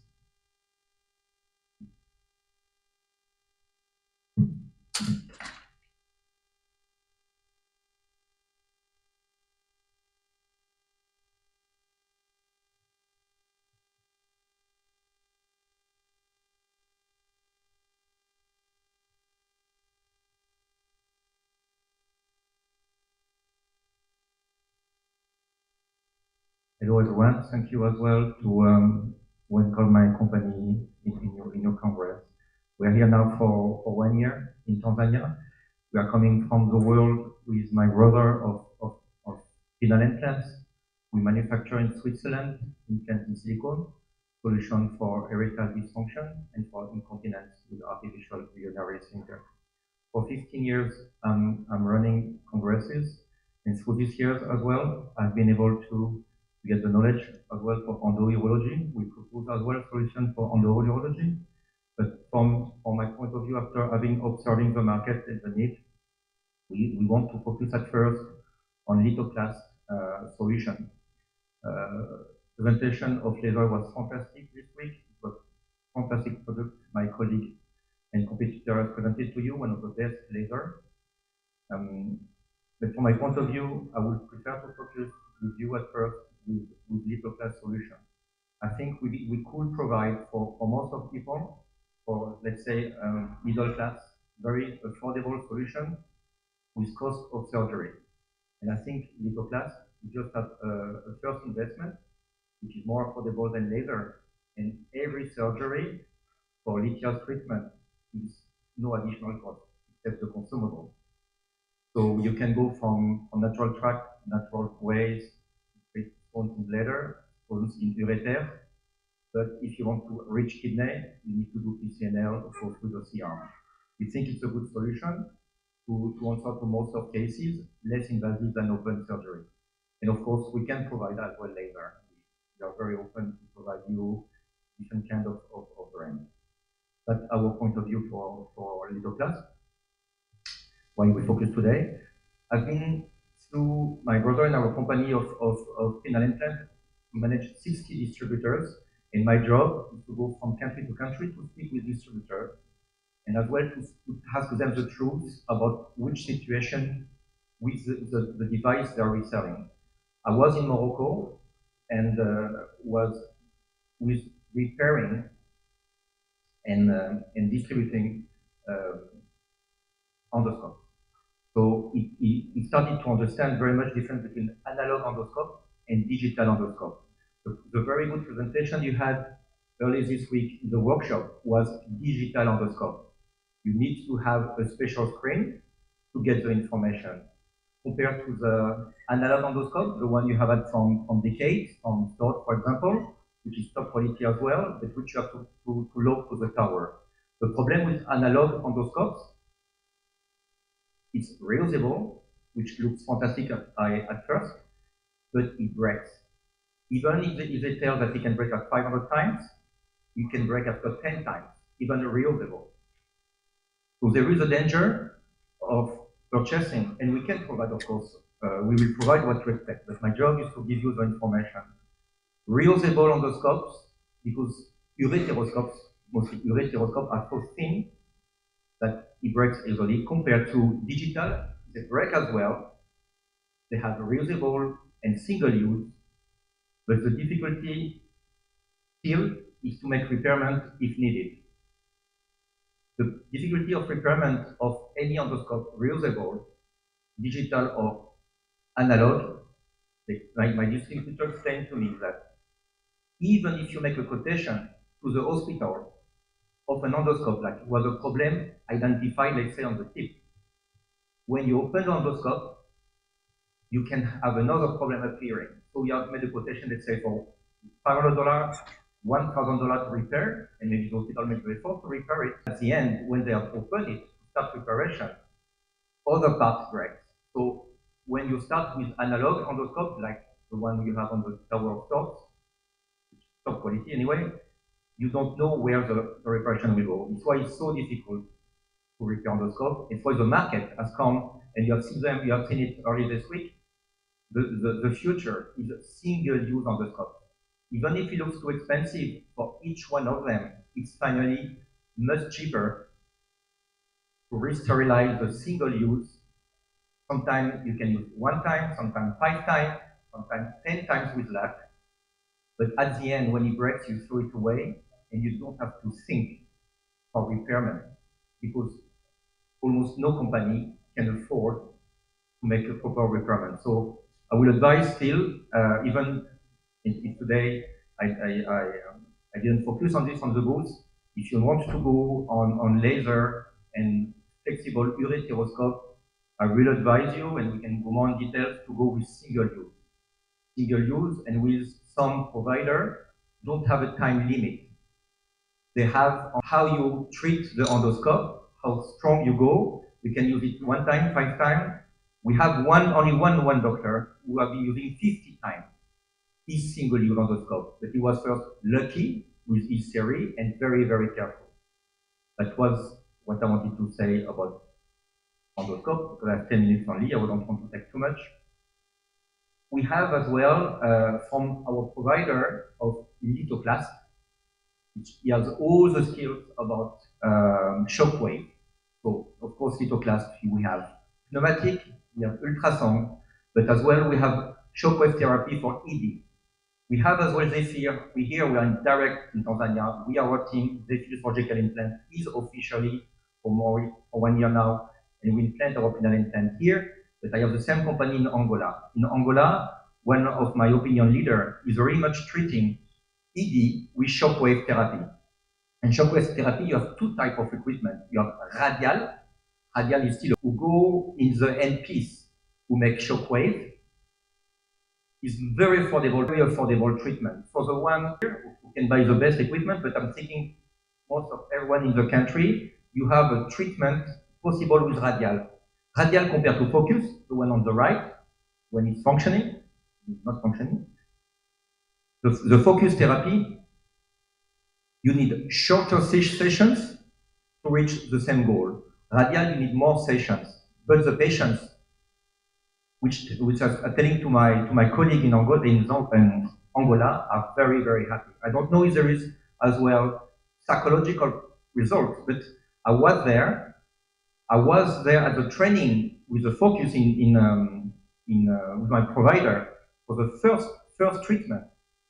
The patient said he has seen results. So is there psychological effect or not? But shockwave therapy, radial, who focus with more expensive, has solution. It is a solution. I would be pleased to make many penile implants with you, but I think before going to penile implant, of course, you have all your medicines, which our colleague will be happy to provide you, because I don't sell medicines at present.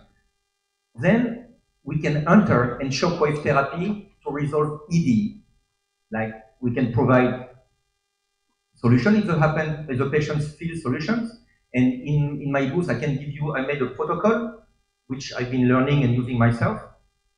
Because I lived in Portugal and I sold a focus therapy in Portugal, and while using the protocol I can give to you.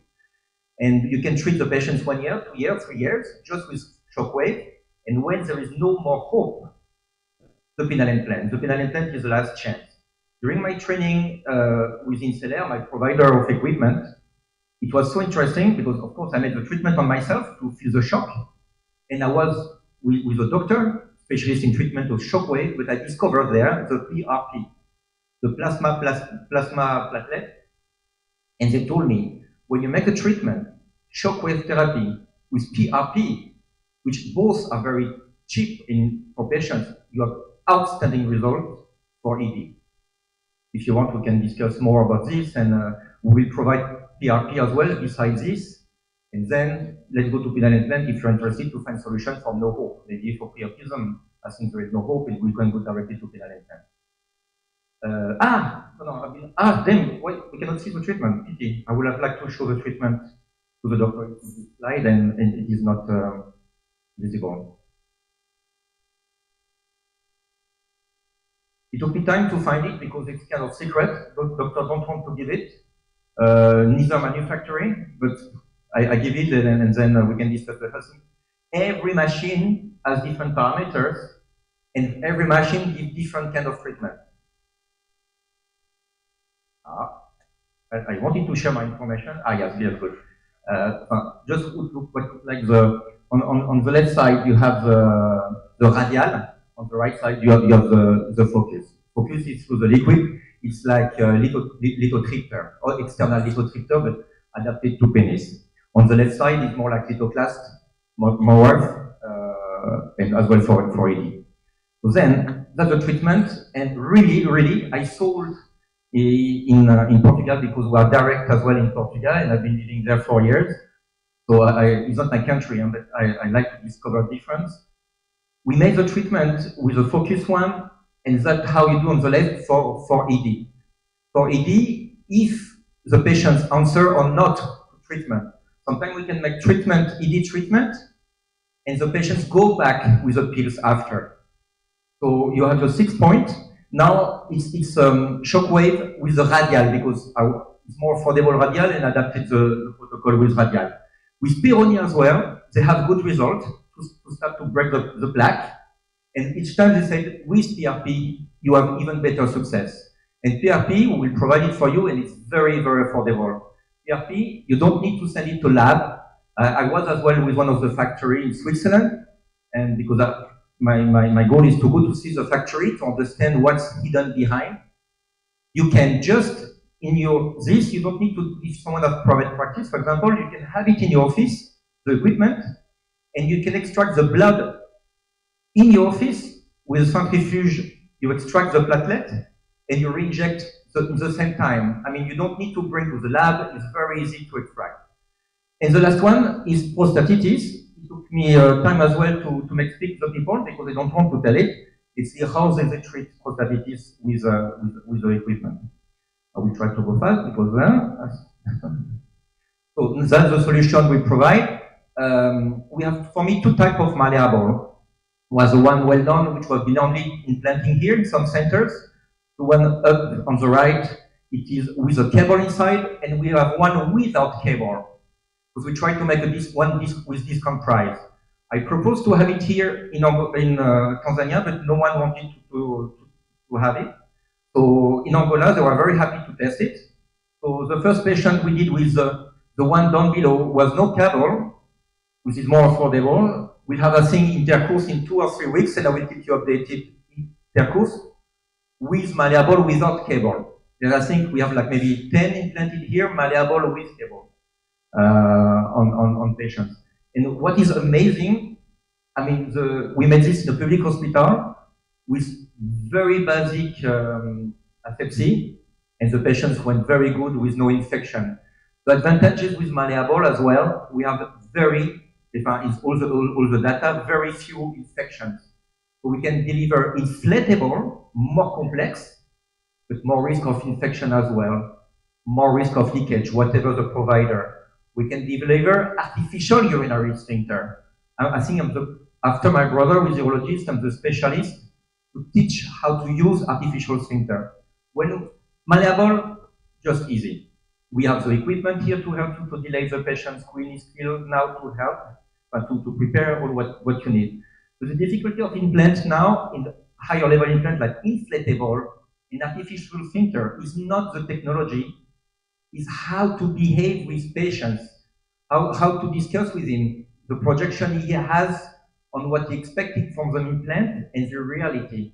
So what I can share with you, if one of your hospital, and mostly private clinic, need an artificial urinary sphincter or inflatable penile implant, is then to make the follow-up of the patient with you. Because I was in Greece as well, I've been called, and I have a lot of story to tell you about difficulty I had. And I faced that the difficulty I had is lack of understanding of the implant and bad follow-up of the patient. I've been to Greece, they called me for inflatable penile implant that it was not functioning. So my job is to go and resolve problem, and it was functioning perfectly. It was just a lack of skills of the doctor, how to press and release the pump, and projection of the patient, who was just very scared that someone touched his scrotum of inflatable penile implants. But I faced this so many times. The patients, before I try to press his scrotum, I can show you samples after, because out of the body is very easy. But inside the body, to press the pump through the skin, the patient had a face of fear, like if the pain was unsustainable.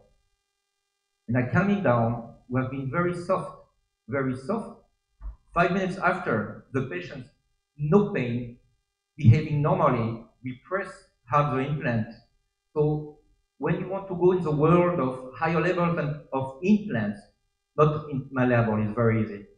But all the time, there is a lot of following up of the patients, and I'm here as well to share it. Besides all what we do, I try to share my experience. And then the last one, just to let you know, I have the test. I think what was missing here is a lack of service. And I'm trying, when I sell you equipment, I'm going in the factory of each provider to try to understand the device, the strength of the device, the weakness of the device, how we should do to train doctors. And voilà. And on the right up above is with the shockwave therapy in Portugal. As well, I know how to make treatment. I try to learn myself and to have information technique to follow with you with what need your patients, whatever is upper class, middle class, to try to give solution. Voilà. Finish. Thank you very much.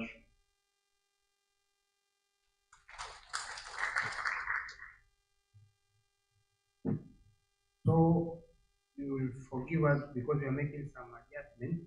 So we'll have one presentation from one of the sponsors because of time, because there will be an online presentation. The presenter has been waiting for so long because the timing was different. So he prepared for the time which is in the program. So it will just take another 10 minutes, then we'll have questions, then we'll go for breakfast.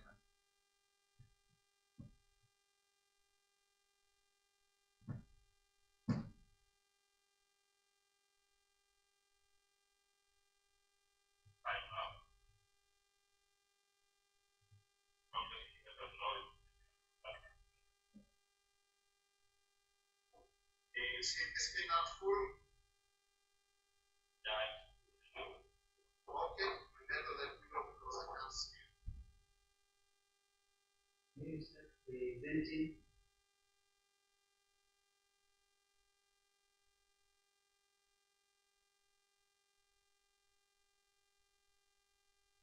Hello.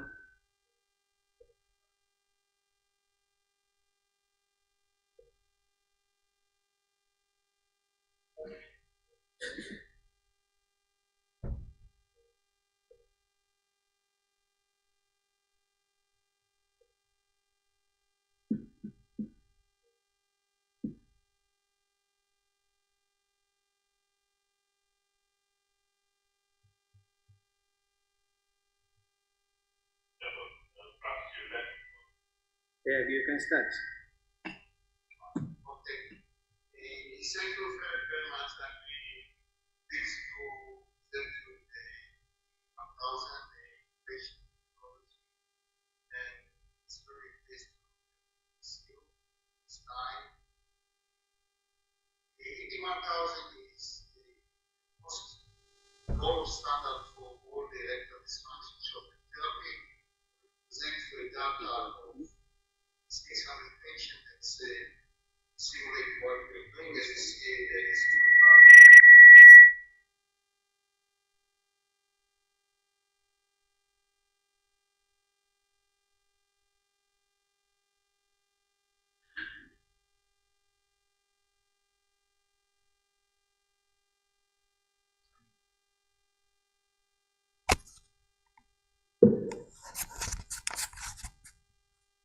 can't hear you.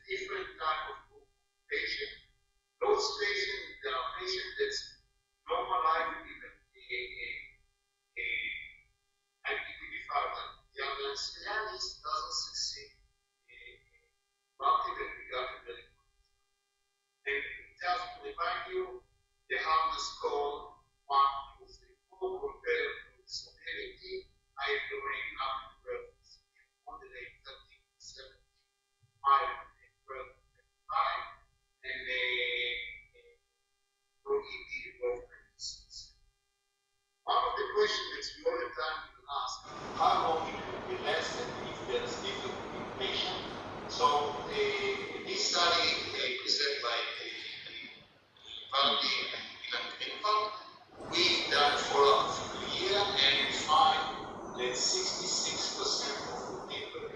they are not maintained for 2 years, vice versa 40%.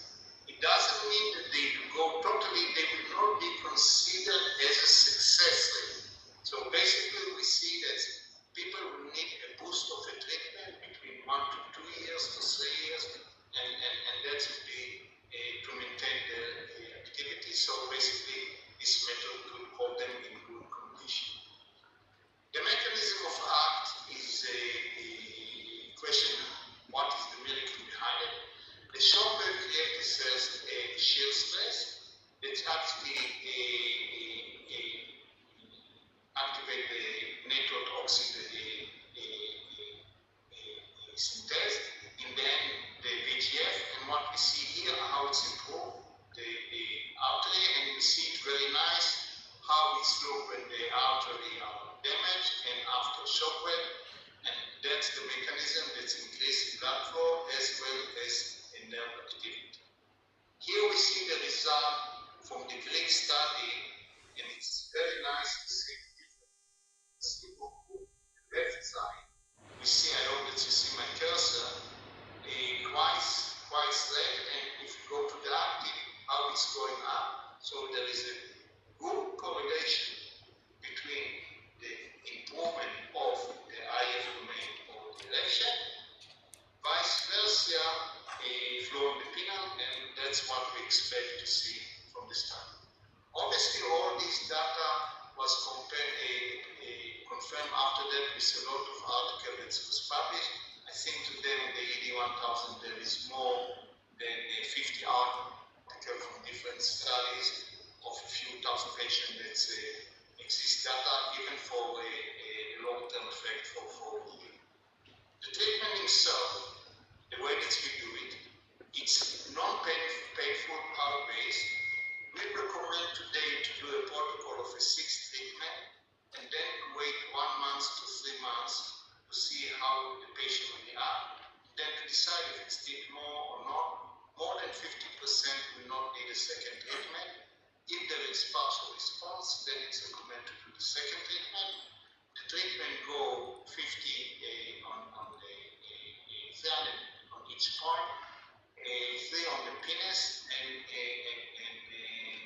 2 on the Coohort for both. The advantage of the AD is very clear. For people that are responding to EPD5, eliminating need to wait, putting spontaneity in life, drug-free solution, and a long-term improvement in the sexual performance. Women, it's also very interesting that this modality got insight to the woman's sexuality by using the Urological solution. As you know, 75% of the women will experience pain during sex, and between 17 to 45 post-traumatic women will find sex painful. There is also the issue of arousal and all those things. So obviously this treatment, by increasing the blood flow, tissue, and peripheral nerve regeneration, and neuropathy, all those things, improve the arousal, the lubrication, and all those things. And some study done, one of them is by Professor Van Greenwald for Virginia, and showed a very good result, and also in sexuality, improve sexuality, reduce pain. So basically this treatment fit for women and men and women. Obviously it's a little bit different protocol. And very interesting that not a lot of people know that the penis in a lot of aspect is quite similar in the building in the collaterals. So obviously the treatment show you the ability to improve the sexuality by treating the collaterals, and if it's lying in the vagina, that's also something that can take place. So basically what we see to show here, what we're looking for the ideal treatment for this kind of cells, this kind of treatment, is it's pretty simple, not invasive, drug-free, a nice success rate, and obviously we don't want the side effect, and no doubt that the treatment with the ED 1000 give those goals and give the benefit for the patient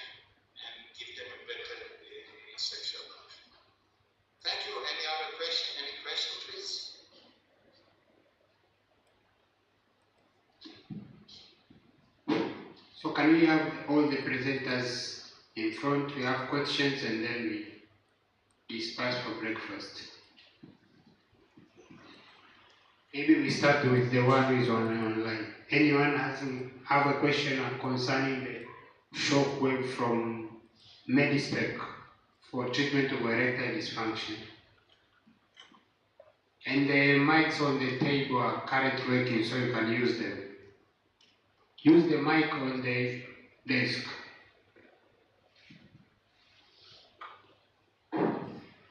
Yeah, thank you for the presentation. I would like to ask a presenter about that machine or device. Does it work in treating perineal disease or other connective tissue disorders of the penis? Could you repeat the question? Let's have me hear it quickly. There is echo. Oh, I want to know the role of that machine or device of shockwave on treating perineal disease or other connective tissue disorders of the penis. You're talking about Peyronie disease? Yes. Does it have any role? If you're talking about Peyronie disease, this treatment can do what it's doing. It's basically reduce the pain, improve the erection, and could improve the curve by 15 degree. So for severe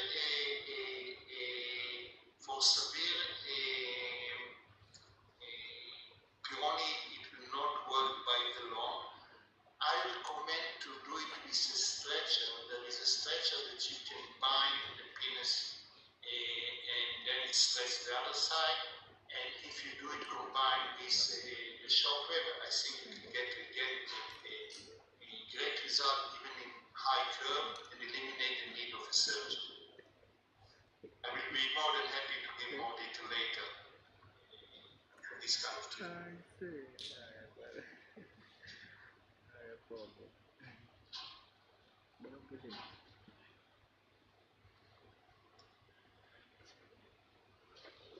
Sorry, I have one question about low intensity of the low intensity shockwave lithotripsy in the restoration of the normal function endothelium of someone who was first poor function, but after low intensity shockwave therapy, the reparative mechanism happens. So I would like to know how those restoration of the poorly functioning cells happen during the procedure.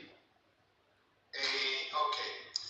During the treatment itself, you will see an effect of vasodilation, so maybe some when the patient will have erection. But this is temporary, it's stay for not more than 8 to 10 hours. The effect is basically activate the cascada, and I will share again the presentation.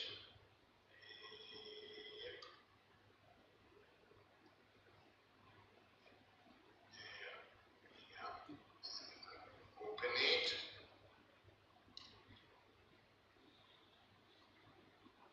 I hope you see my screen, let me know because I can't see what you see. Yes, yes. Okay, the mechanism is of art. You can see it very nicely here, and I can maybe it's a much more. There is one much more complicated, but this is the main one. The low intensity create a shear space. It's mechanical stress on the arm, and this without creating damage. We activate the natural body of stimulate the network C, what is called the enos. Part of this enos is create release of vascular endothelial growth factor, what is called the VGF, and obviously all the aspects. As well, it's targeting the natural stem cells. The effect usually take place and continue to improve in up to 3 months post-last treatment. So the maximal effect of the treatment will be between 3 to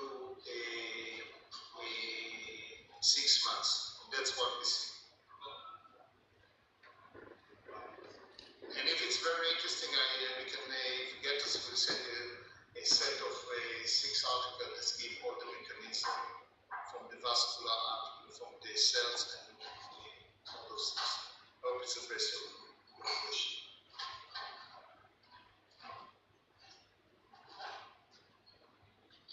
So any other question for ZSI?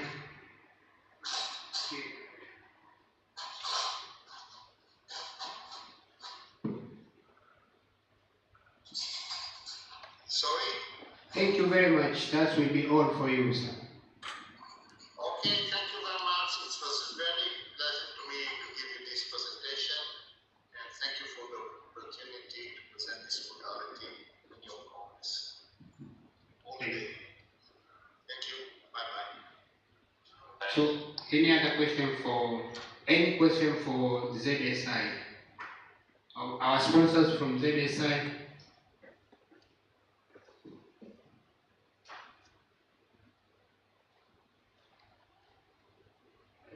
So I think they will ask you when you are outside. So any question for the first two presenters, Dr. Nicholas and Dr. Naomi?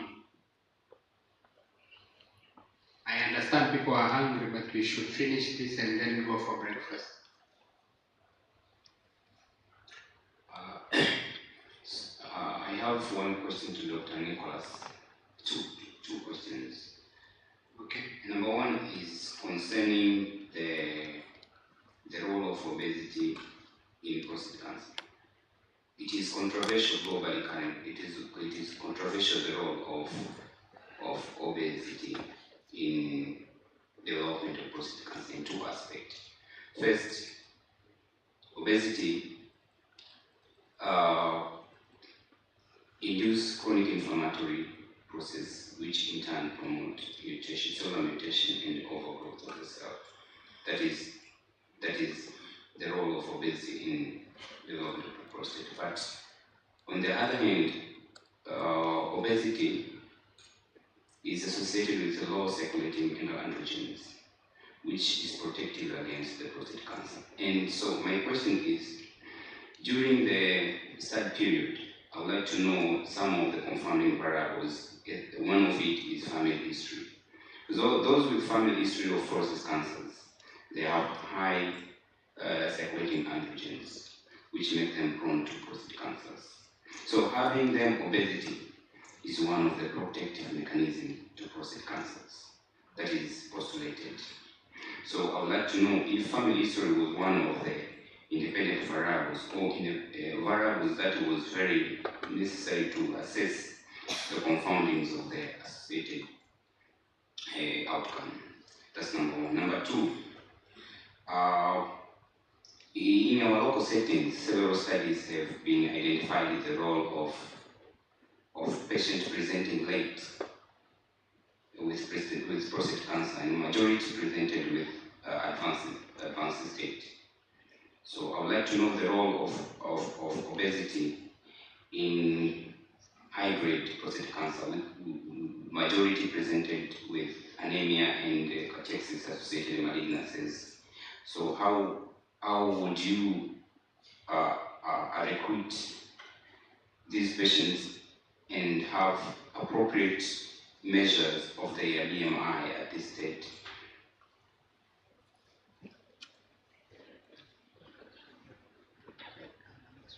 Any other question for the two presenters? Yeah, thank you for the floor. I have also two questions to address to Dr. Nicholas.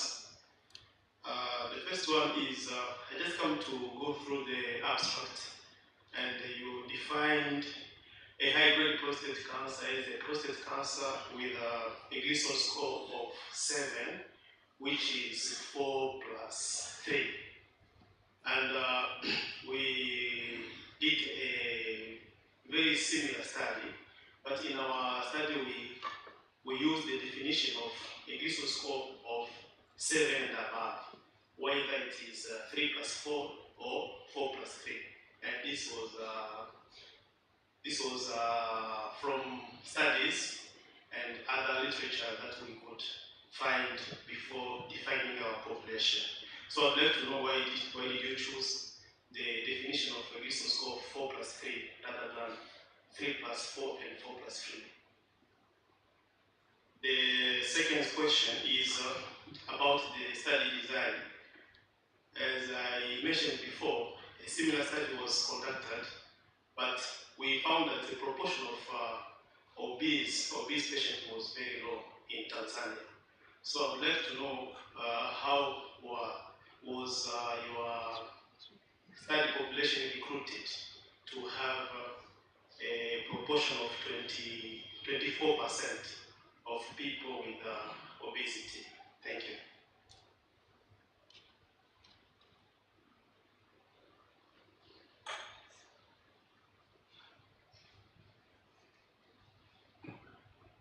Sorry for being late, but tried to capture from what Dr. Nicholas presented. I wish just to know if he is putting one of the recommendations as part of fighting non-communicable diseases, we included prostate cancer as as part of integrated services in the screening process. What's the comment on that? The integration of screening for non-communicable diseases, including screening for prostate cancer. I would wish to hear his comment. But for the obesity, I'm happy with what Dr. Kanika and Dr. Amini have posed to you. I think they are here to get clarification for whatever they have raised. But was there any specific extremes or prior information to those who were obese but also they were diabetic? Because there are post-stress metabolic syndrome in a way can be a risk factor for both prostate cancer and benign prostate enlargement due to coexistence of the receptors, androgen receptors. Thank you.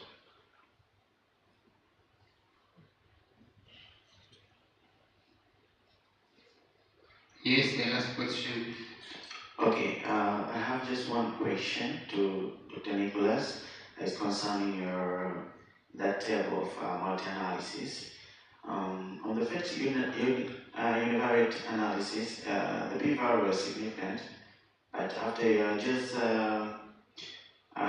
for the confounders, they adjusted the OR, they were not significant statistics. So how can you account on that? Any question for the second presenter, Dr. Naomi?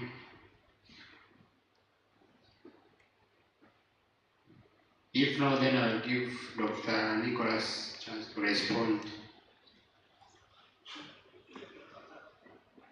Sorry. Yeah, I have a question concerning the isolated experience. As far as I know, the issue of continence reconstruction in our centers, I doubt how did you achieve that one, because as far as I know, most of the time you need to have an artificial sphincter before you can achieve it. Then tell me, how did you really achieve the continence? Or maybe the patient didn't have continence.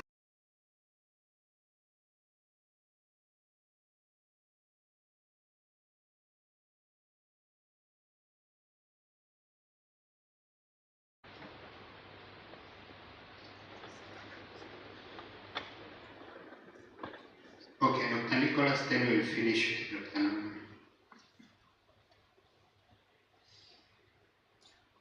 Okay, thank you for the questions which have been raised by the audience. I'll try to respond to all of them. So the first question was about whether we captured family history for prostate cancer. I think we captured that one. That information was not captured in the study. And the other question I did not get clearly regarding the high-grade prostate cancer. Can you come up again? What was your concern? The question was the definition of a high-grade prostate cancer. In most of the literature, they define a high-grade prostate cancer as a prostate cancer with a Gleason score of 7 and above. I think, yes, that one I captured it. The first person who asked some questions, I think it had something to do with also the grade, BMI and the grade, I think.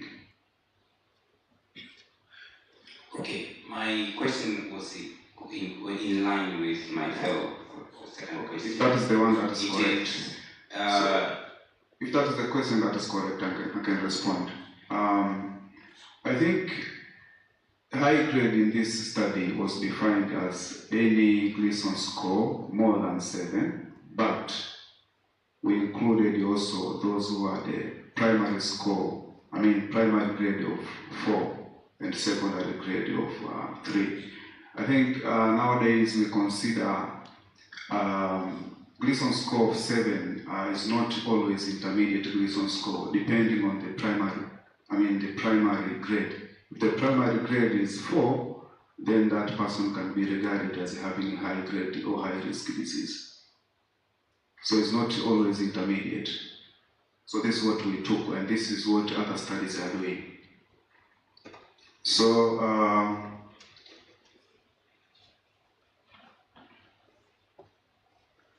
so the other question was from Professor Badia. It's always difficult when you're being asked by your professor a question, but I'll try to answer it. So we cannot recommend prostate cancer screening to be done as part and parcel of screening for other non-communicable diseases, because we know that if we do that, it will be quite expensive, and therefore what is recommended internationally is individual screening, not like a mass screening when you want to screen for hypertension or diabetes and so on. Should be individualized just to try to reduce the cost of the screening service. So this is what I can say. So somebody asked about the last table. In the crude analysis, he observed that there was no significant, but when we adjusted for the non-confounders, the variable became significant. I think that was not the issue. From the beginning, the variable was significant, but we tried to adjust for non-confounders and see whether the extent of association will be different or not. I think it was significant from the beginning. Did I miss any question?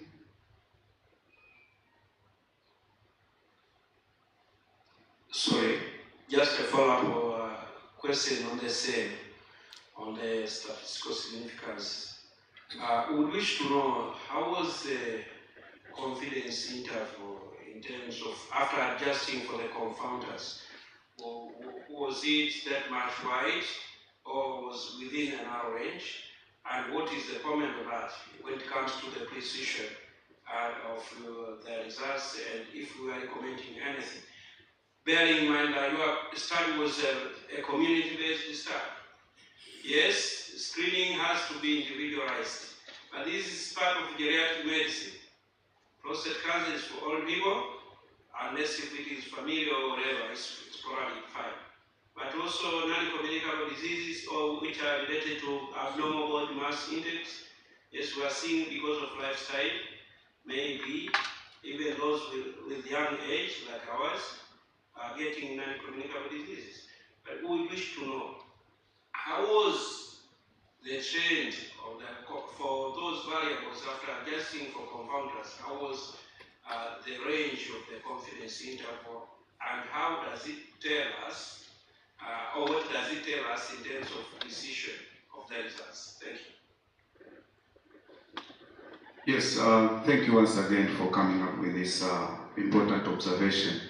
So from the crude analysis, the confidence interval was a little bit wide. Even after adjusting, it was a little bit wide. And this can be due to the fact that our population, as I presented, we had only 572 men who had a true-cut biopsy. Among these, only 176 were found to have a prostate cancer. And this might contribute to the low precision in our findings. Yes.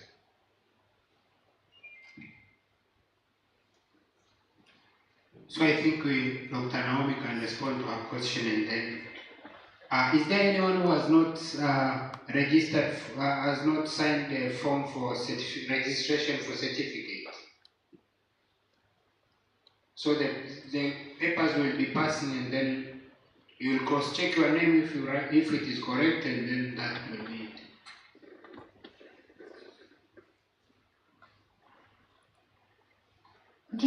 Thank you, Chief Kategori, for your question.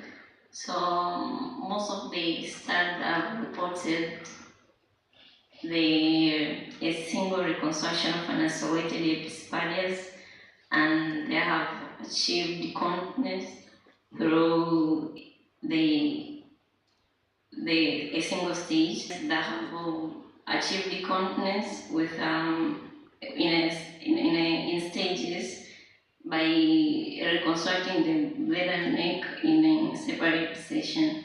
So to our case, we are able to achieve urinary continence as the intraoperative that the wide open bladder neck was excised and to facilitate narrowing, and then we, with a Marshall technique, we are able to reconstruct the bladder neck, and also we, after 14 days post-operative, when we removed both urethral catheter and SPC, it's when we were able to say that we have achieved continence to this young lady.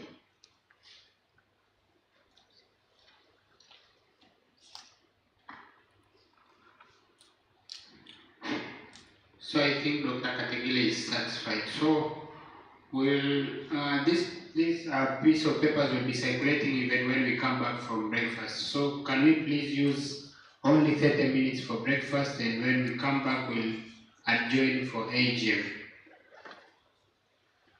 And AGM is going to take about 1 hour.